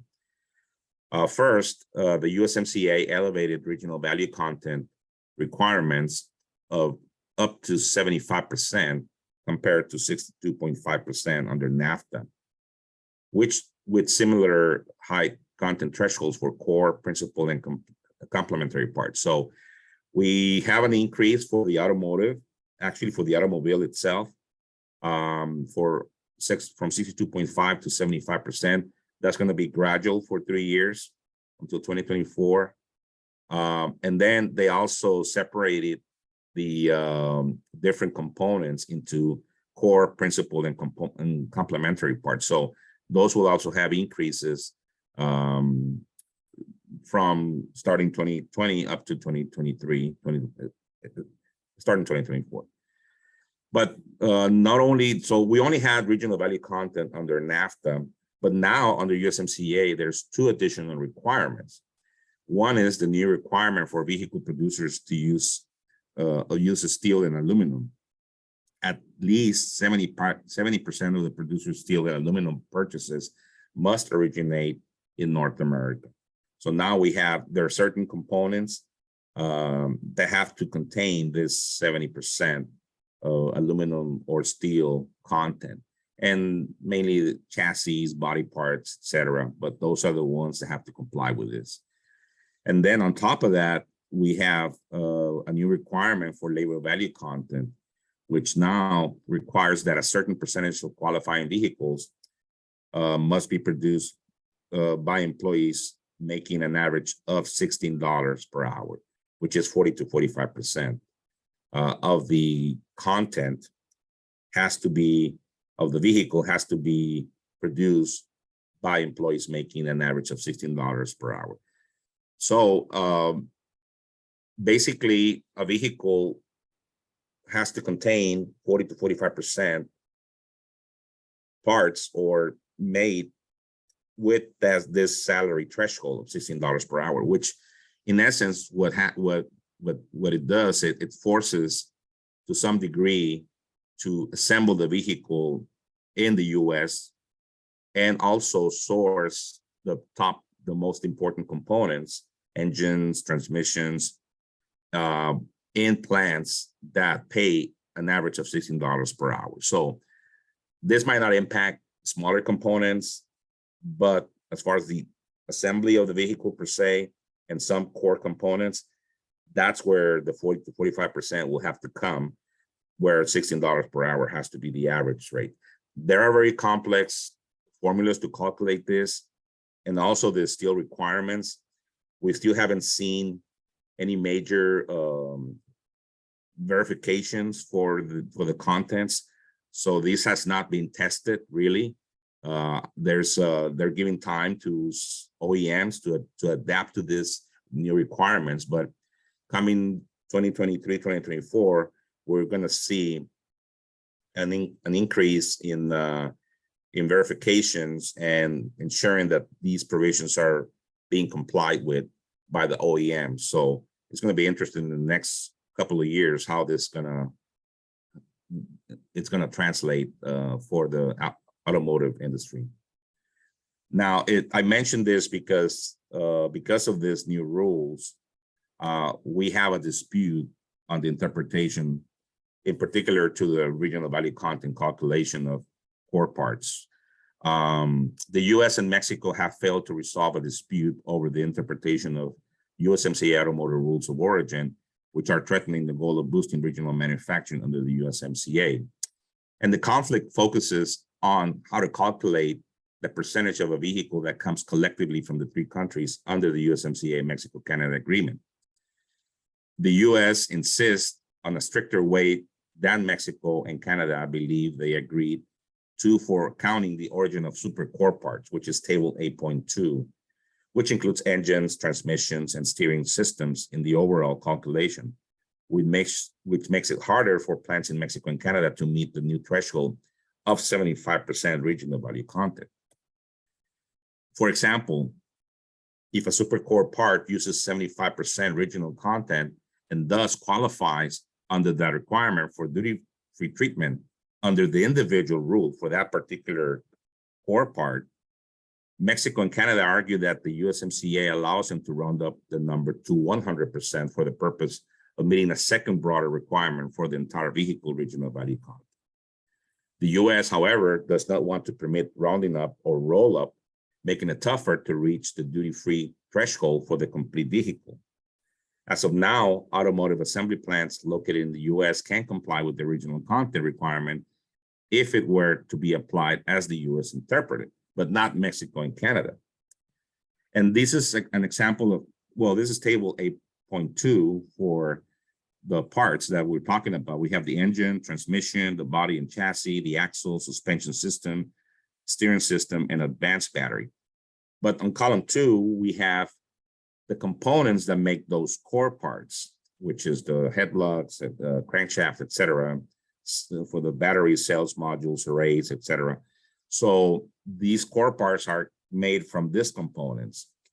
And basically, there are like 4 different ways to interpret or apply the regional value content under the USMCA rules. I'm not going to get into details, but basically what they're arguing is that, let's say for the engine, that they want each individual component of the engine to comply with the 75% requirement, not necessarily, but if the engine was 75%, the United States is not allowing a roll-up or making it, meaning that, okay, if we meet the 75%, then it's qualifying and you can apply that engine as 100% in the vehicle.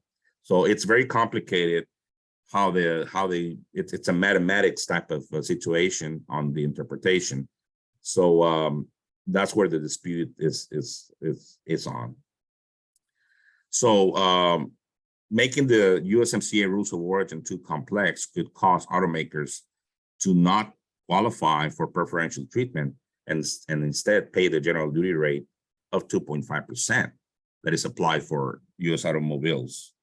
I mean, in the United States for automobiles, or 25% for trucks, light duty trucks. So yes, the rules are very complex. We have a situation right now that is being under dispute. So we'll keep evaluating this. So there are talks, some OEMs are saying, you know what, it's too complicated for us to comply with this rule. So we might just not apply USMCA and go ahead and pay the 2.5%. So paying the general duty rate will make the USMCA relevant for preferential treatment purposes. And obviously, who's going to pay that 2.5%? Well, they're going to pass it on to the consumer. Motor vehicles are the top manufactured product traded between the US and Mexico and Canada. So it is a very important issue to be resolved.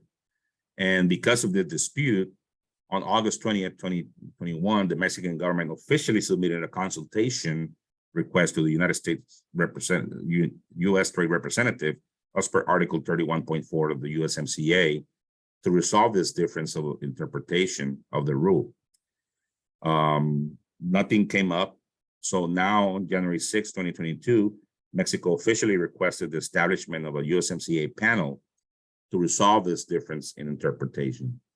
We expect that before the end of this year, we'll have some resolution to this. Now, there are differences of opinion, but I've talked to some trade attorneys and consultants, and most of us are of the opinion that Mexico and Canada will prevail, that they will win this one, that based on the rules of origin, the way they were agreed upon and written, that a roll-up should be allowed to comply with this rules of origin. Now, if that happens, well, it is a win for Mexico and Canada, and it will be, beneficial to IMEX Maquiladoras companies because they're that provide auto parts to OEMs in the United States. But there's also some, potential drawback that the U.S. government or customs in the particular agency will be very strict and very detailed in their verification. So we're probably going to see an increase in USMCA validations, audits, to ensure that companies are complying with these requirements. So we'll see what happens before the end of this year, but it's very interesting. And also, as an additional note, the United States representative and the International Trade Commission, they're allowing public comments. There's a public hearing on the USMCA automotive rules because I think they realized that they made it very complex. So they want the industry and the public to provide their input on the economic impact and operational rules of the USMCA automotive rules of origin.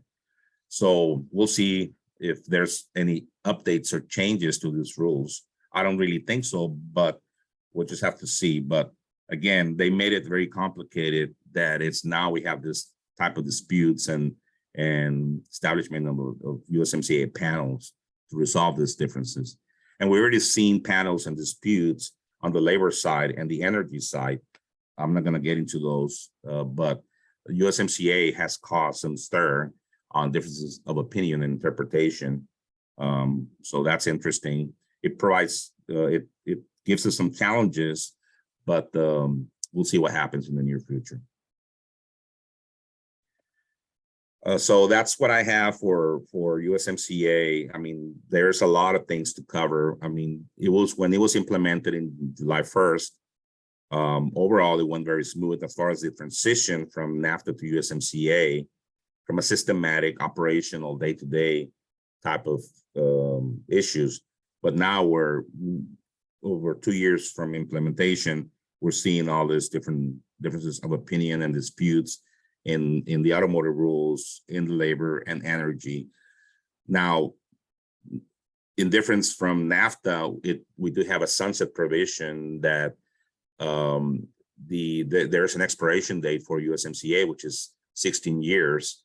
Now, in 6 years, there's going to be a review to see if they want to extend it another 16 years. So in total, USMCA will be with us for 32 years. So, but I don't think that these situations, and any country can withdraw based on the procedures under USMCA from the agreement. Yes, we do see threats of that with this disputes. Honestly, I don't think that's going to happen. I think there's too much at stake, but we have to keep in the lookout for the resolutions of these disputes, as they might shape the future of USMCA. Now, going back to the presentation, now I'm going to talk about the China Section 301 tariffs. Again, most of you know what they are all about, but I'll just refresh for some of the audience. On June 15, 2018, the Office of the United States Representative issued a press release announcing its intent to impose additional tariffs on products imported from China. The additional tariffs are part of the U.S. response to China's unfair trade practices related to the forced transfer of American technology and intellectual property pursuant to Section 301 of the Trade Act of 1974. So obviously, when President Trump was in office, they implemented these tariffs based on unfair trade practices and the stealing of technology and intellectual property. So this is a national security issue. So they had the right to implement these tariffs, quote unquote. We have 4 lists of products by harmonized tariff classification that are subject to Section 301 tariffs. The first list, it has a tariff of 25%, and it became effective July 6, 2018. And then list 2, with 25% tariff effective August 23rd, 2018. List 3 with 25%, which became effective September 24th, 2018. And then almost a year later, we have list 4A with 7.5% effective September 1st, 2019. There was going to be a list 4B, but that was taken out of the picture because of some negotiations that happened in the first phase. So they would just have this for the list 4A at 7.5%, which is mainly some consumer products. In general, Chinese Section 301 tariffs will remain, at least for now. The current administration is still defending these tariffs implemented by Trump with much regard on how these tariffs are impacting inflation. Yeah, the strategy of the Trump administration was to put pressure on China regarding technology and, stealing technology and copyrights and intellectual property rights, more on the trade side. But the new administration with Biden, the focus shifted on more on labor rights, the environment issues. So they still want to keep this tariffs to put pressure for China to work on those other areas, not so much on the intellectual property, which are important, obviously, but the focus shifted more on labor and environmental issues. And we also have other provisions for importation of certain products that are made with forced labor. So that those, that's a separate issue, but I mean, it kind of impacts as well the importation of products, mainly from China because of forced labor. But for Section 301 tariffs purposes, the current administration, kind of wants to keep the tariffs, at least for now. There was a review, obviously, they expire within X amount of time. So they already reviewed, they're reviewing list 1 and 2, and list 3 and 4 will likely follow. And on September 8th, the United States Trade Representative published a notice that notifying the public that list 1 and 2 will continue in effect, which again, like I mentioned, 3 and 4A will likely follow the same path. So again, we're probably going to see this tariffs with us for a little longer because of different situations, different set of rules, but different set of policies, but they will be here with us for a while. Now, there is a case, an international trade court case for the legality of list 3 and 4A, which has been, ongoing for some time. So this continues before the Court of International Trade, and the litigation focuses on whether the United States Trade Representative remand determination provides sufficient rationale for list 3 and 4A. So, some companies are suing the government because they don't see that list 3 and 4A are legal, or they were implemented based on the Section 301 provisions. They don't argue that list 1 and 2 are okay or legal, but they're fighting for list 3 and 4A. Again, this is an ongoing case. We don't see a final judgment until sometime in the mid-2023 or even later, and then appeals will follow. So there's going to be an ongoing fight. There are a lot of companies that have, been. This is kind of a Class A, auction suit. So there's a bunch of importers that are part of this. So if it comes out to be in the importer's favor, they're going to get refunds for all the tariffs that were paid, but it's going to take a long time, and it's a very complex issue. So we'll monitor this, but for now, Section 301 tariffs will stay with us for a little longer. Again, like I mentioned, the Biden administration, first national security strategy squarely positions China as the United States' top competitor and outlines trade, economic, and other approaches the U.S. will use to manage that competition. China is the only competitor with both the intent to reshape the international order and increasingly the economic, diplomatic, military, and technological power to do it.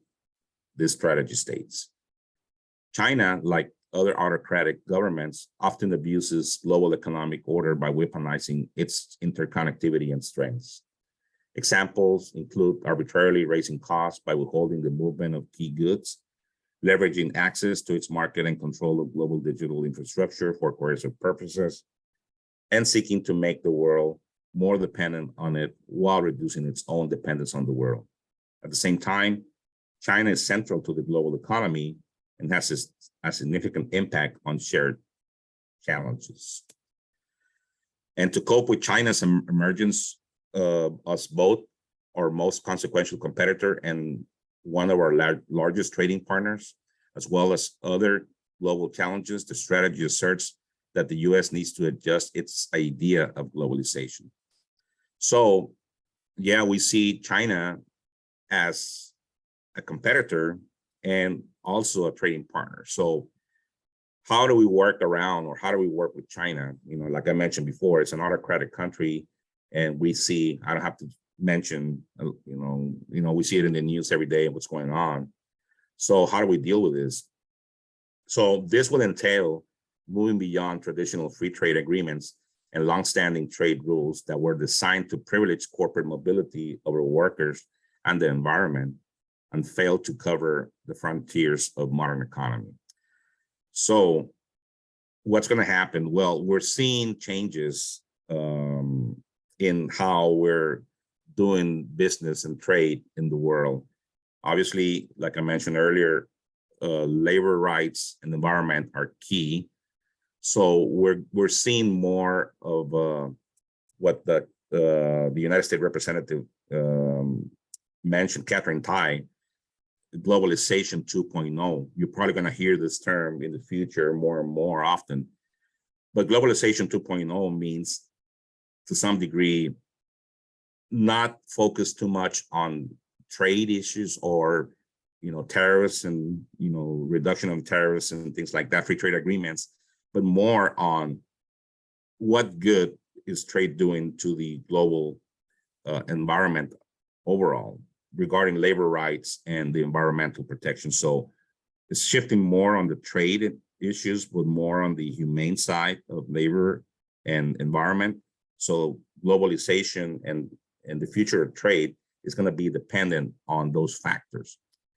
That's also creating the need to work with our trade partners instead of going it alone like Trump wanted to do. Now we have to work together with the rest of our trade partners, which in essence is shifting into another situation, which is regionalization.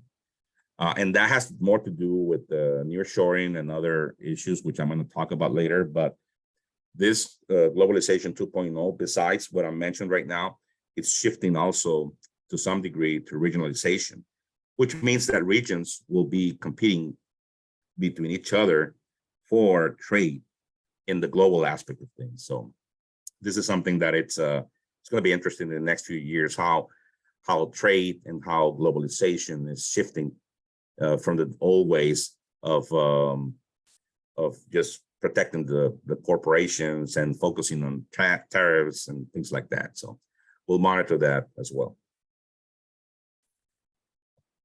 So now talking about supply chain disruptions. Well, disruptions are not to the supply chain are not over yet. Yes, the congestions, the bottlenecks have drastically decreased.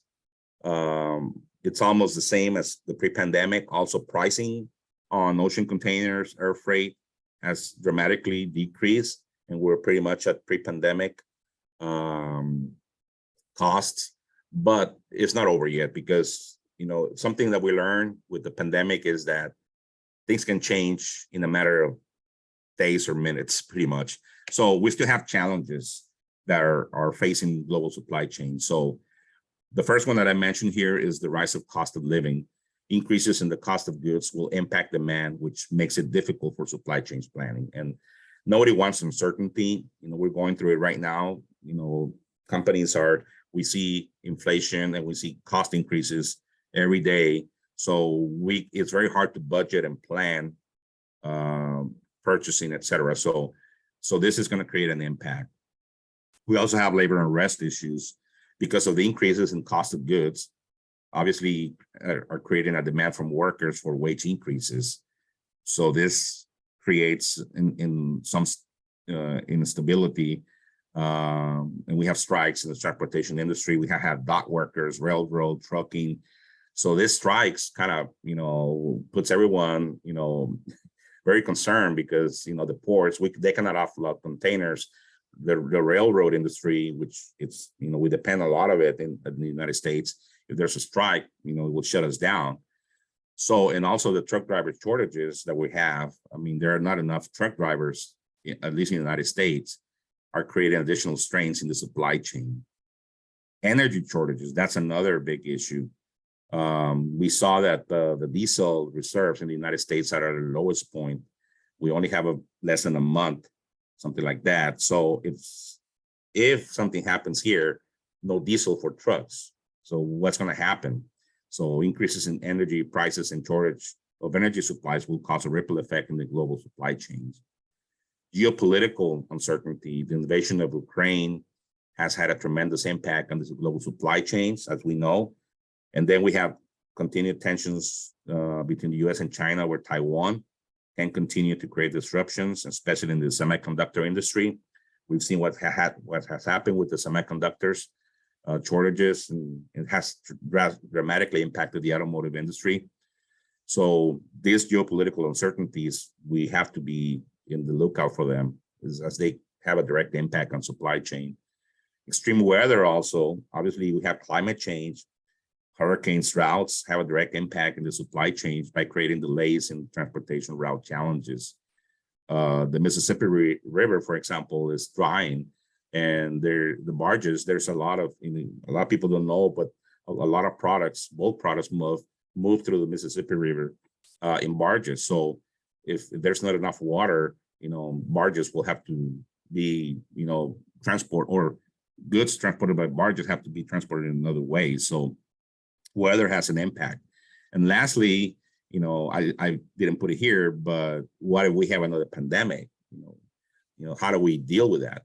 That has an impact on so health issues as well, might, obviously impact this. So yeah, right now we're seeing the light at the end of the tunnel as far as the cost of containers and the congestion at the ports, but that doesn't mean that it can happen again. And we have all these challenges that we have to monitor and work with. Now, in regards to nearshoring, nearshoring means relocating supply chains to diminish the risk from disruption. So shifting now from those disruptions that I mentioned, how can we mitigate those or minimize the risk? Well, one of them, like I mentioned, is nearshoring, which is relocating supply chains to diminish the risk from disruptions that are currently impacting the world. And nearshoring makes sense as the pandemic highlighted the weaknesses from the interconnection and dependence on the fully globalized supply chain. That's why I mentioned the regions are going to become competitive. North America, South America, Europe, Asia. So this is going to have an impact.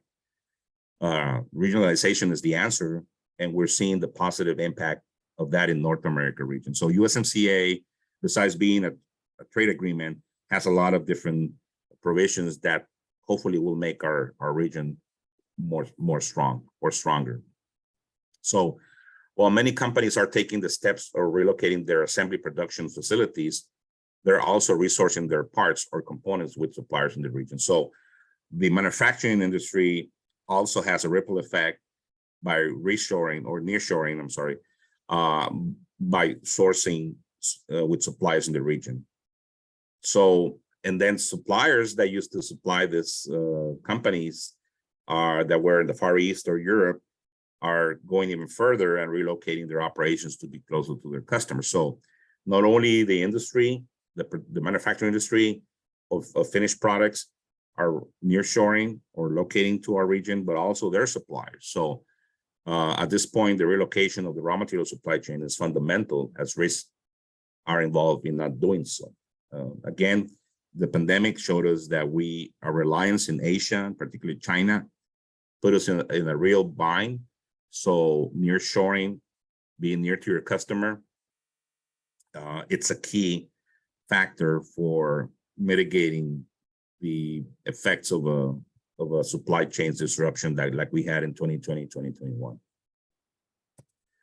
Now, obviously, nearshoring is impacting us because now, for example, we're seeing Chinese manufacturers increasingly setting their sights on Mexico in particular for bringing production closer to the American market, reflecting the higher cost of Chinese exports under the U.S. tariffs and disruptions to global supply chains due to the pandemic and other factors. So now we have a great opportunity, in particularly looking into Mexico for nearshoring, for bringing companies into the area.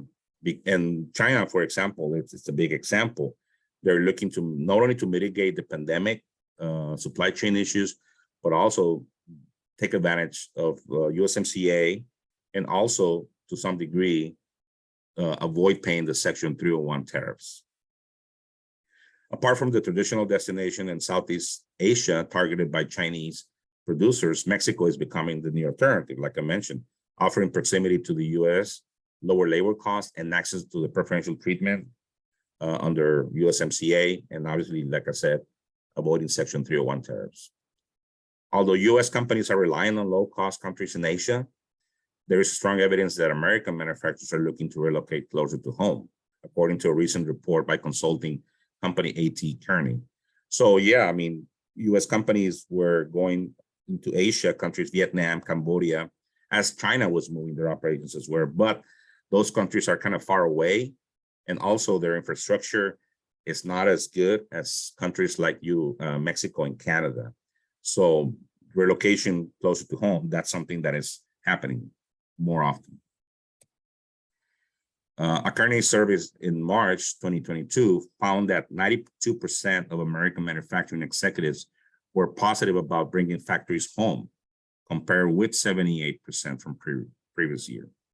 And among the CEOs, 70% said they were assessing and planning on competing the relocation of operations to regions in the US, such as Mexico, Canada, or Central America. And 17% said they already moved operations to Mexico. So Mexico's biggest advantage is its proximity to the US, enabling controllable logistics costs and much lower risk of supply chain disruptions due to the events like the pandemic and the US-China frictions. So this was mentioned by Xi Jinping, president of current Greater China. So Mexico is in a great position.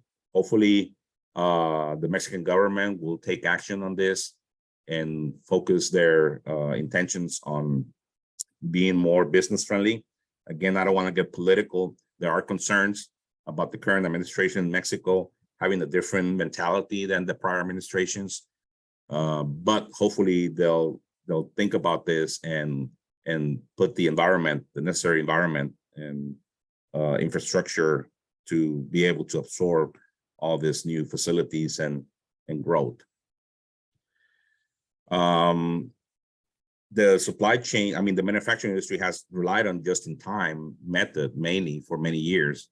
Now companies are more and more evaluating implementing just-in-case method of production, which basically means to increase material inventory levels to have available in case there is a major supply chain disruption. But having just-in-case method of production might also continue to put pressure on supply chain disruptions, as an increase in raw material inventories might translate to additional transportation and logistics requirements, freight, warehouse space, labor, et cetera. And warehouse space, the next speaker, Carlos Tellez, will talk about more about that. But we will continue to see nearshoring of companies and regionalization of the supplier base in order to minimize the strain that supply chain disruption created.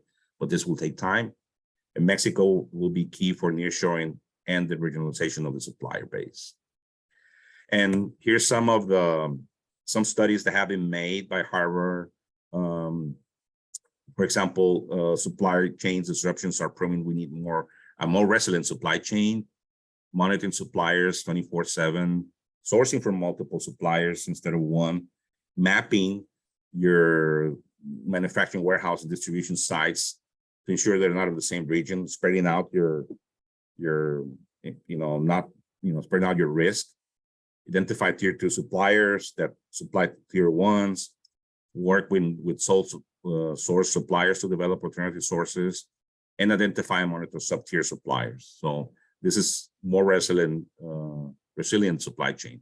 And also about being in the region, strengthening trade partnerships with countries in North America, Central America, and South America. Not only North America, but the whole American continent. Low-cost suppliers ecosystems here rather than Asia.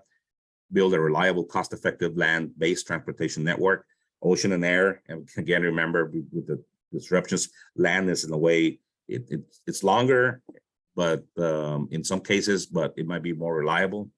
And this will result in additional jobs, promoting political stability in poor countries in the Americas, and slow migration to the United States. So nearshoring and looking at the whole American continent might help in this last two that I mentioned, promoting political stability in poor countries in America and slow immigration to the United States. So these are some interesting comments made. And so this is my presentation. I know we run out of time, so I'm going to stop here and let the next speaker. But thank you very much for your attention to this presentation. I hope it's useful. Thank you. Thank you, Jorge. I appreciate that. Moving on.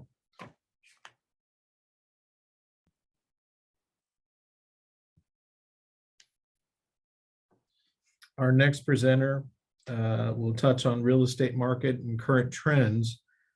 His name is Carlos Tellez.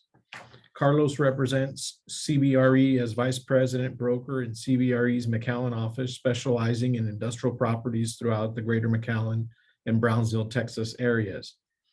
In previous, Carlos worked with Citrus Capital Real Estate based in Monterrey, Nuevo León, Mexico, where he covered the Reynosa and Matamoros industrial markets and managed a leasing portfolio of approximately 769,000 square feet.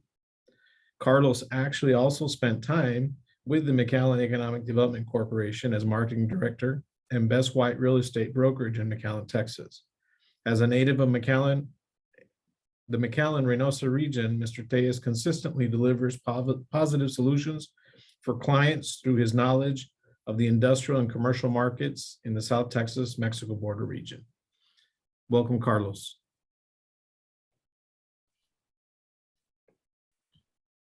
Good morning, everyone. Thank you for the introduction, Ralph. It's an honor to sit on this panel, with all these distinguished speakers. So it's actually pretty interesting the way the real estate component ties into everything that the speakers have been saying. We are going through a bit of an evolution here with the industrial real estate market. We were a twin plant concept type of market where manufacturers had a presence in Mexico, where labor was a lot more accessible. But here in the United States, they had their distribution facilities. They kept raw materials or they kept the finished goods, and they were able to kind of, switch back and forth depending on their needs. However, we did stumble on a bit of a rough patch there back in about 2008, 2009. We got hit with the recession, and more directly in this area, we got hit with the border security issues. That is really what kind of affected this industrial market.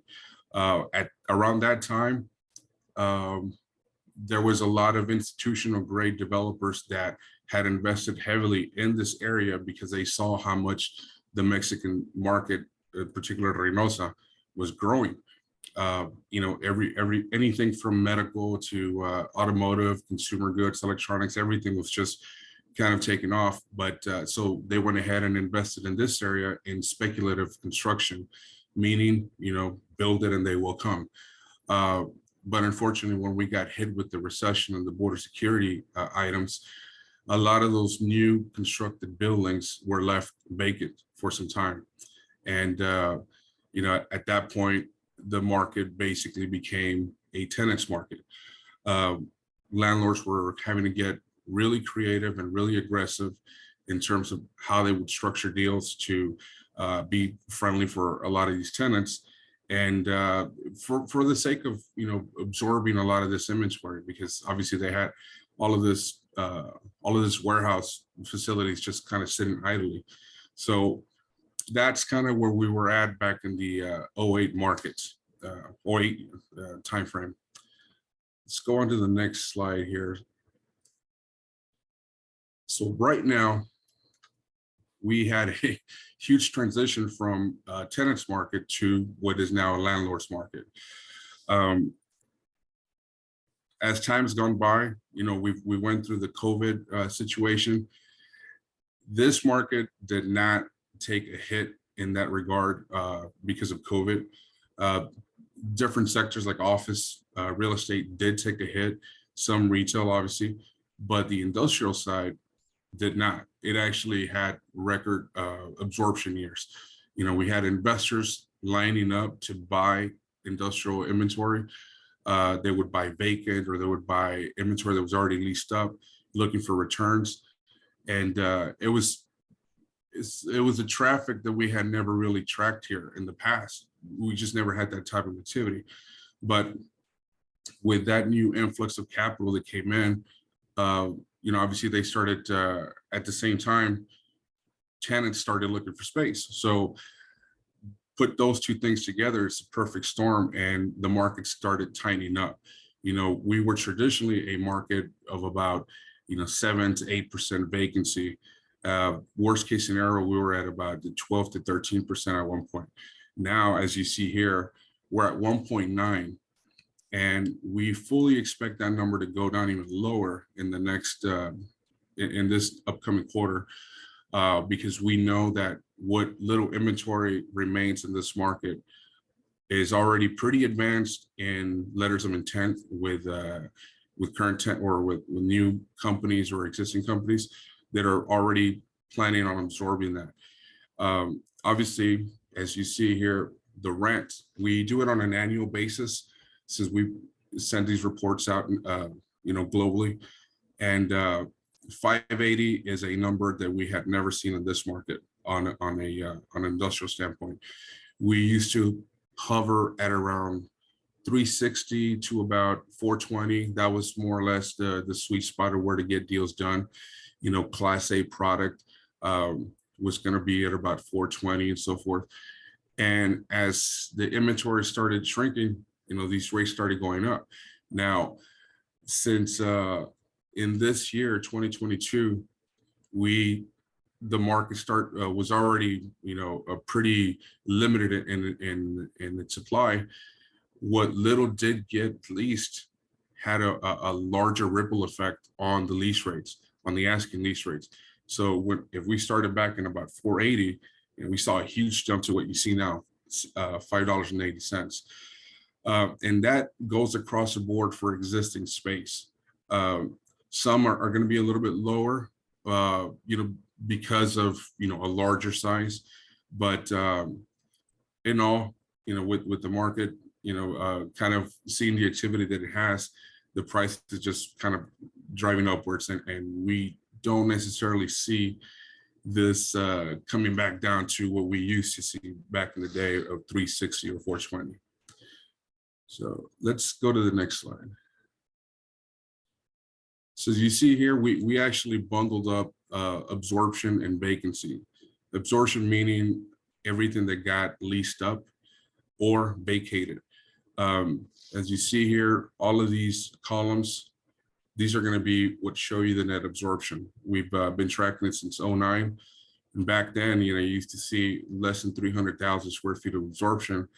And, we start going up as the years went by. But like I said, this was coming off the recession and border security issue, where we were at an all-time high of about 13.5 vacancy rate. And as you see, it started going down, but we hit a bit of a hiccup here. We had some large vacancies that took place that put product back in the market, but quickly it started getting absorbed. As you see here, the vacancy just starts dipping and dipping. And we had some buildings that became available, because of operations that either consolidated or, relocated to another market. Number of reasons, but at this point, like I said, we're sitting at 1.9, and truth be told, that number, if you really dive into it, you'll notice that it's a lot lower than that, because some of the buildings that are being considered as vacant, you know, it's for a reason. They might be in a submarket that a lot of companies don't see as an advantage being there. You know, obviously, if they're going to be using the FAR International Bridge or the Ansel Duas Bridge to bring product back and forth, you know, it doesn't make a whole lot of sense for them to go somewhere like, you know, like a Westlaco or a Mercedes submarket. And some of that inventory is located there. So either that's going to stay there, or, you know, some company that just has a need to be in the Mid-Valley will take it up. But another reason why that number, the 1.9, is sitting at that number is because there's buildings that are considered obsolete at this point. You know, companies like third-party logistics, customs brokers, and freight forwarders, all of those guys are selling their services to these manufacturers in terms of handling their inventory, you know, and just kind of doing the distribution. So those guys are going to be looking for Class A product that's taller and clear height, you know, 28 clear height and up, with good fire protection system in place, you know, a good truck court that allows the truck traffic to, you know, maneuver easily. And some of this inventory that's out there doesn't allow for that. So it immediately gets, you know, scratched off the list. Let's go ahead and go to the next slide. All right. And as we mentioned a little while ago in the beginning, lease rates back in 2008 were pretty low. You know, they're about 360, 370. And they went down a little bit for the sake of, you know, getting a lot of these large box warehouses leased. And, you know, obviously as the years went by, the rates steadily started climbing up. And it's still trending upwards. Now, in this case, we have Class A and Class B. Now, what Class A is typically concrete tilt construction that's going to be taller, recent construction, you know, less than 20 years old. But that's really what a lot of companies look for, especially if they're servicing, you know, these global Fortune 100 companies that, you know, require something that's going to be, you know, airtight, that's not going to be, you know, obsolete. Class B, on the other hand, it might be because it's older, but it's still functional. So we have some of those still remaining, and quite honestly, there's a list of companies that are trying to get at that last remaining inventory, because as we start seeing new construction coming up with these developers, those rates are going to be even higher than this, which is about 580. We can expect those rates to be upwards of 750, maybe a little higher, depending on what the tenants are going to be asking for in terms of build out. You know, do we want more offices? Do we want better dock equipment and so forth? So all of that plays a role into what these rates are going to be. Now, in this this orange line here, that's going to be the average, because this light green line also includes cold storage. Now, that's another component to this market that has contributed to the lack of inventory. Since there's other ports of entry that have just become too congested and they take too long for these trucks to cross with produce, that's obviously time sensitive. You know, they've managed to see that the FAR Bridge or this region is just a better solution for them. So because of that, the FAR Bridge has become the #1 bridge for produce crossings. And obviously that produce needs somewhere to land before it gets sent up north to, you know, to the grocery stores or to the, you know, to the vendors. So in this area, we've seen those produce companies start building their own facilities to fit their needs, buying up land, and some others have gone the route of leasing a traditional warehouse and then finishing it out on the inside to, you know, build out their cold rooms to be able to warehouse these commodities. So that, along with, you know, what we started seeing on the industrial side, put together is what kind of drove us to this point where we have a real shortage of product. Let's go to the next slide. And this right here is going to show us what the construction situation is at this point. We had been, when I say we, the brokers community and the economic development community, we had been kind of making a push for local ownership, regional and institutional ownership to start developing warehousing, just because we saw what was coming. There was a shortage and the activity was still strong. So we knew that, you know, we needed a solution quick. Unfortunately, the pricing wasn't where it needed to be, although it was climbing. It just wasn't where it needed to be. Now, at this point, as you see, 580 with existing space, that's definitely a good sign, which obviously translates into what we see here. The screen line is what's under construction. So that's over 600,000 square feet of industrial warehouse that's under construction right now. If you break that down, how much of that is actually coming into the market that's going to become available for lease? And right now that number is going to be about 50%. So about 300,000 is going to become speculative space. It's going to be available for, you know, these industrial users to go in there and start leasing it up. The other half are companies that bought land and started building their own facility for their own operation. So as you see here, the gray line is what's been delivered. So far, we have a little under, you know, 100,000 square feet, more or less, that's been delivered this quarter. And altogether, you know, we have probably about 400,000 square feet that's been delivered. But yeah, what does come into the market as available to be leased does not last very long. I believe the economic portion of this webinar mentioned that residential real estate, you know, was lasting about 3.3 months on the market. This sector, on the other hand, has a lot of letters of intent that are pretty advanced before the buildings are even finished. So about 3/4 of the construction, there's already a list of people that are lining up to lease us. We've had the good fortune that some of our clients that do that, by the time they finish, you know, they don't even have time to do the groundbreakings because a lot of these companies are trying to rush in there to start their operations. So let's go to the next slide. This one is going to show you what we call the active or the users in the market side of things. Historically, as you see here, this is 1.5 million square feet. That's typically what we've tracked in this market. Now, what that means is we track how many companies are calling, looking for space, looking to come down to the valley, or existing companies that are just looking to expand. Obviously, we start tracking all that and comparing it with the inventory that's out there. So obviously, we know that there's a massive shortage.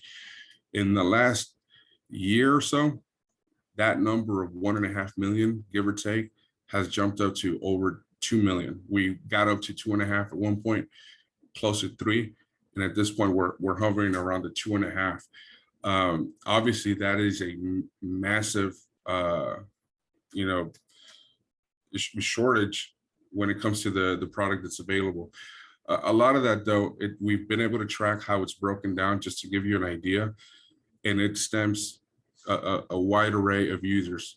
Now, the transportation, logistics, and 3PLs, those guys, we designate them as that. But obviously, what product is it that they're handling? And that includes all of these here. So this might be, you know, kind of, you can bundle it up with all of this. But then you still have independent users that are, doing manufacturing of electronics and so forth, that they're looking for their own space. So this is kind of the way it's broken down in this market. So we feel very confident that we're in a very strong cycle because we're very diversified at this point. And not only that, but in the last couple of years, we started seeing an influx of regional distributors of a variety of products, from construction, to consumer goods. And it's something that we would see kind of like in San Antonio and Austin. Now they're starting to set up their shops down here, and they've also accounted for a lot of the absorption of space. So let's go to the next one. So in short, what is it? What are the trends that we see now, other than there's a massive shortage of inventory? Well, to actually put together a deal, there's a variety of pools that we work out of to find a solution for these tenants and landlords, because obviously sometimes we represent different sides depending on the transaction. But like I mentioned in the beginning, when there was quite a bit of product on the market, there was a lot more incentives from landlords to tenants to get their spaces leased. It went anywhere from free rent upfront, to allow them to set up and get permitted and all that, and then give them a couple of months of not having to pay any rent, to obviously lower rates, and also like an allowance so that they can build out their offices the way they need it. They contribute a portion of it. Now that's gone away, and there's several reasons for that. Not only the fact that there's a shortage of inventory, but the fact that the buildings that have been available in the last 18 months are already built out. They have offices in place. There's not a whole lot you need to do to them, other than maybe fresh coat of paint, fixing some of the dock equipment and so forth. So because of that, a lot of these landlords just go over to what they call the make ready phase, which is basically cleaning it up. And so they haven't had to contribute as much on the allowance side as they would back in the day when buildings were considered shell. Now, what do we expect with the new inventory that's coming to the market? Obviously, it's going to command a much higher rate. But at that point, we will start seeing some of these tenant improvement allowances coming back, because it'll be new construction that doesn't have offices in place, or specialized equipment that some of these tenants are going to need. Some landlords have the capacity to do that, depending on how big they are. A lot of the institutional guys are able to do that. And if they see that as a capital improvement, that after they move out, that improvement will stay and it'll be beneficial to somebody else, they're more willing to do that. We do anticipate that as those buildings start getting delivered, the pricing will go up. But based on the transactions that we've seen in the past 2 to 3 years of the companies absorbing the existing space, if there is a price reduction, it'll be on existing, not on the new. But it won't be that drastic of a drop in price. So I think what we're seeing now, the 580, is probably going to be the new norm. We're not quite as severe as a Laredo market that does have a long list of people lining up to lease up buildings that are under construction. We don't have quite that traffic, but we're slowly getting there, and that's why the rates have been climbing, and we don't anticipate them to come back down that dramatically in the future. That's my portion on the real estate. Ralph, I hand it over to you. Thank you, Carlos. Thank you, speakers. At this point, we would like to open it up to questions and answers. I don't know if anyone has some Q&A. You're able to share it on the chat or the Q&A chat at the bottom of your screen.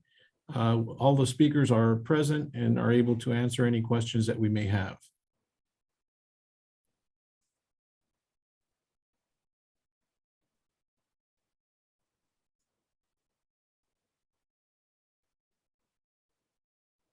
I'll give it a few seconds just in case someone is typing.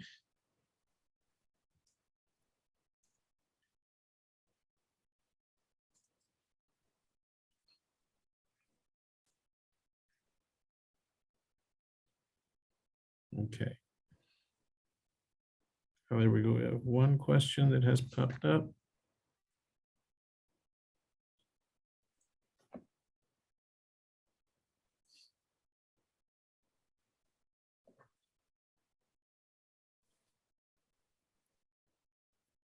So I'll take the first question. So the first question is, at what point does the Fed's dual mandate make unemployment an impediment in mitigating inflation if and when we enter a recession? So it's important to know that whatever the Fed is doing now, that is increasing rates, it's a contractionary monetary policy, and all the Fed's tools, at the end of the day, all they do is affect aggregate demand. So if we're currently taking away liquidity from the market, this is a shift of the aggregate demand curve to the left, which means that we expect demand to fall.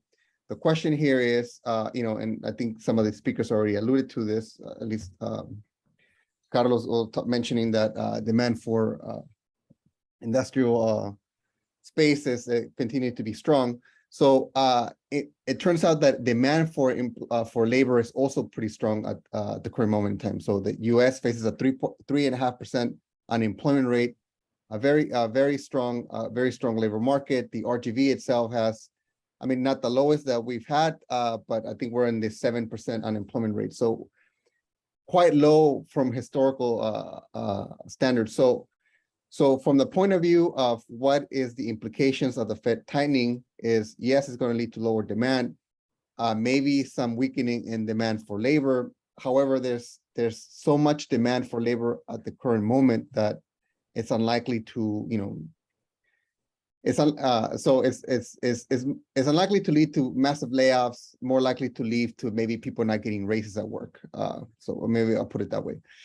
To the extent that this means we go into a recession, it isn't quite clear yet. So we know that there is a reduction in economic activity going on. We know that consumer sentiment is slightly declining, but it's holding up. So people are paying more for groceries. People are paying more for industrial space. People are paying more for the average transaction home. But there's less of these, at least in the real estate side, there's less of these sort of transactions, but it isn't clear that this itself is leading to a recession.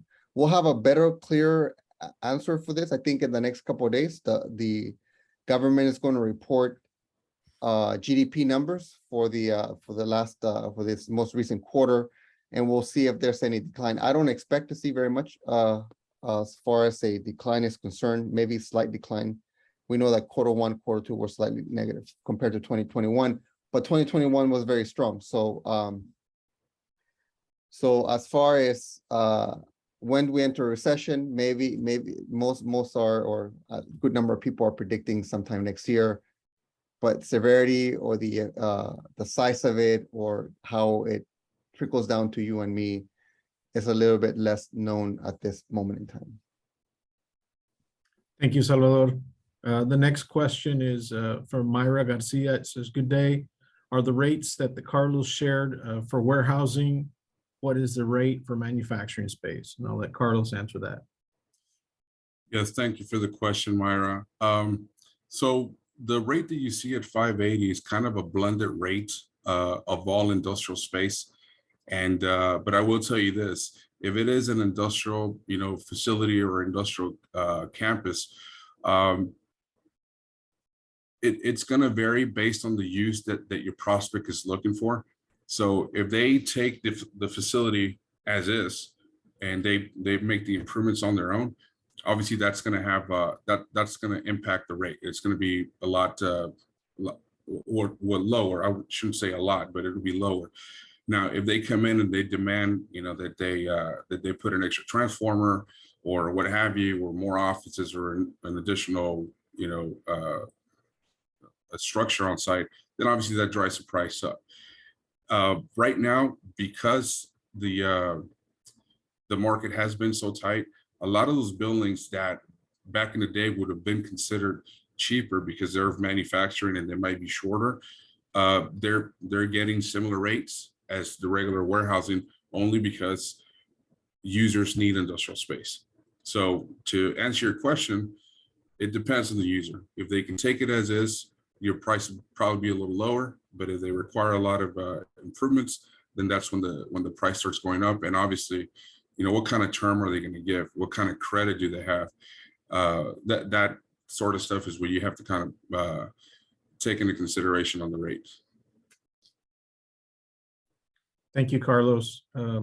There's a question from Matt Ruschek for Jorge. On the automotive OEMs, is there data how many cars by number or by dollar value currently claim USMCA compliance and how many don't? In light of the rules still pending final interpretation regarding table 8.2, are OEMs claiming and hoping to get lucky, not get audited, or not claiming the right now to avoid the potential penalties? Hello, Matt. In one of my slides, I showed the number, the in dollars of how much imports into the United States are being claimed under USMCA preferential treatment. It was somewhere in the $500 and some million for at least for fiscal year 2021. There are some statistics, some numbers that I can get on specifics for vehicles. I can research that and provide that information. But in general terms, USMCA overall, it's in the $500 and some billion imported to the United States in 2021, fiscal year 2021 for customs, under customs purposes. On the other comment you made, in light of the rules still pending final interpretation regarding Table 2A, are OEMs claiming and hoping to get lucky? Again, those are some of the things from a component perspective. Yes, some tier 1, tier 2 manufacturers are being careful in how they do their qualification analysis, and they're relying heavily on documenting all those. If they don't have the full documentation, they're paying the regular duties right now.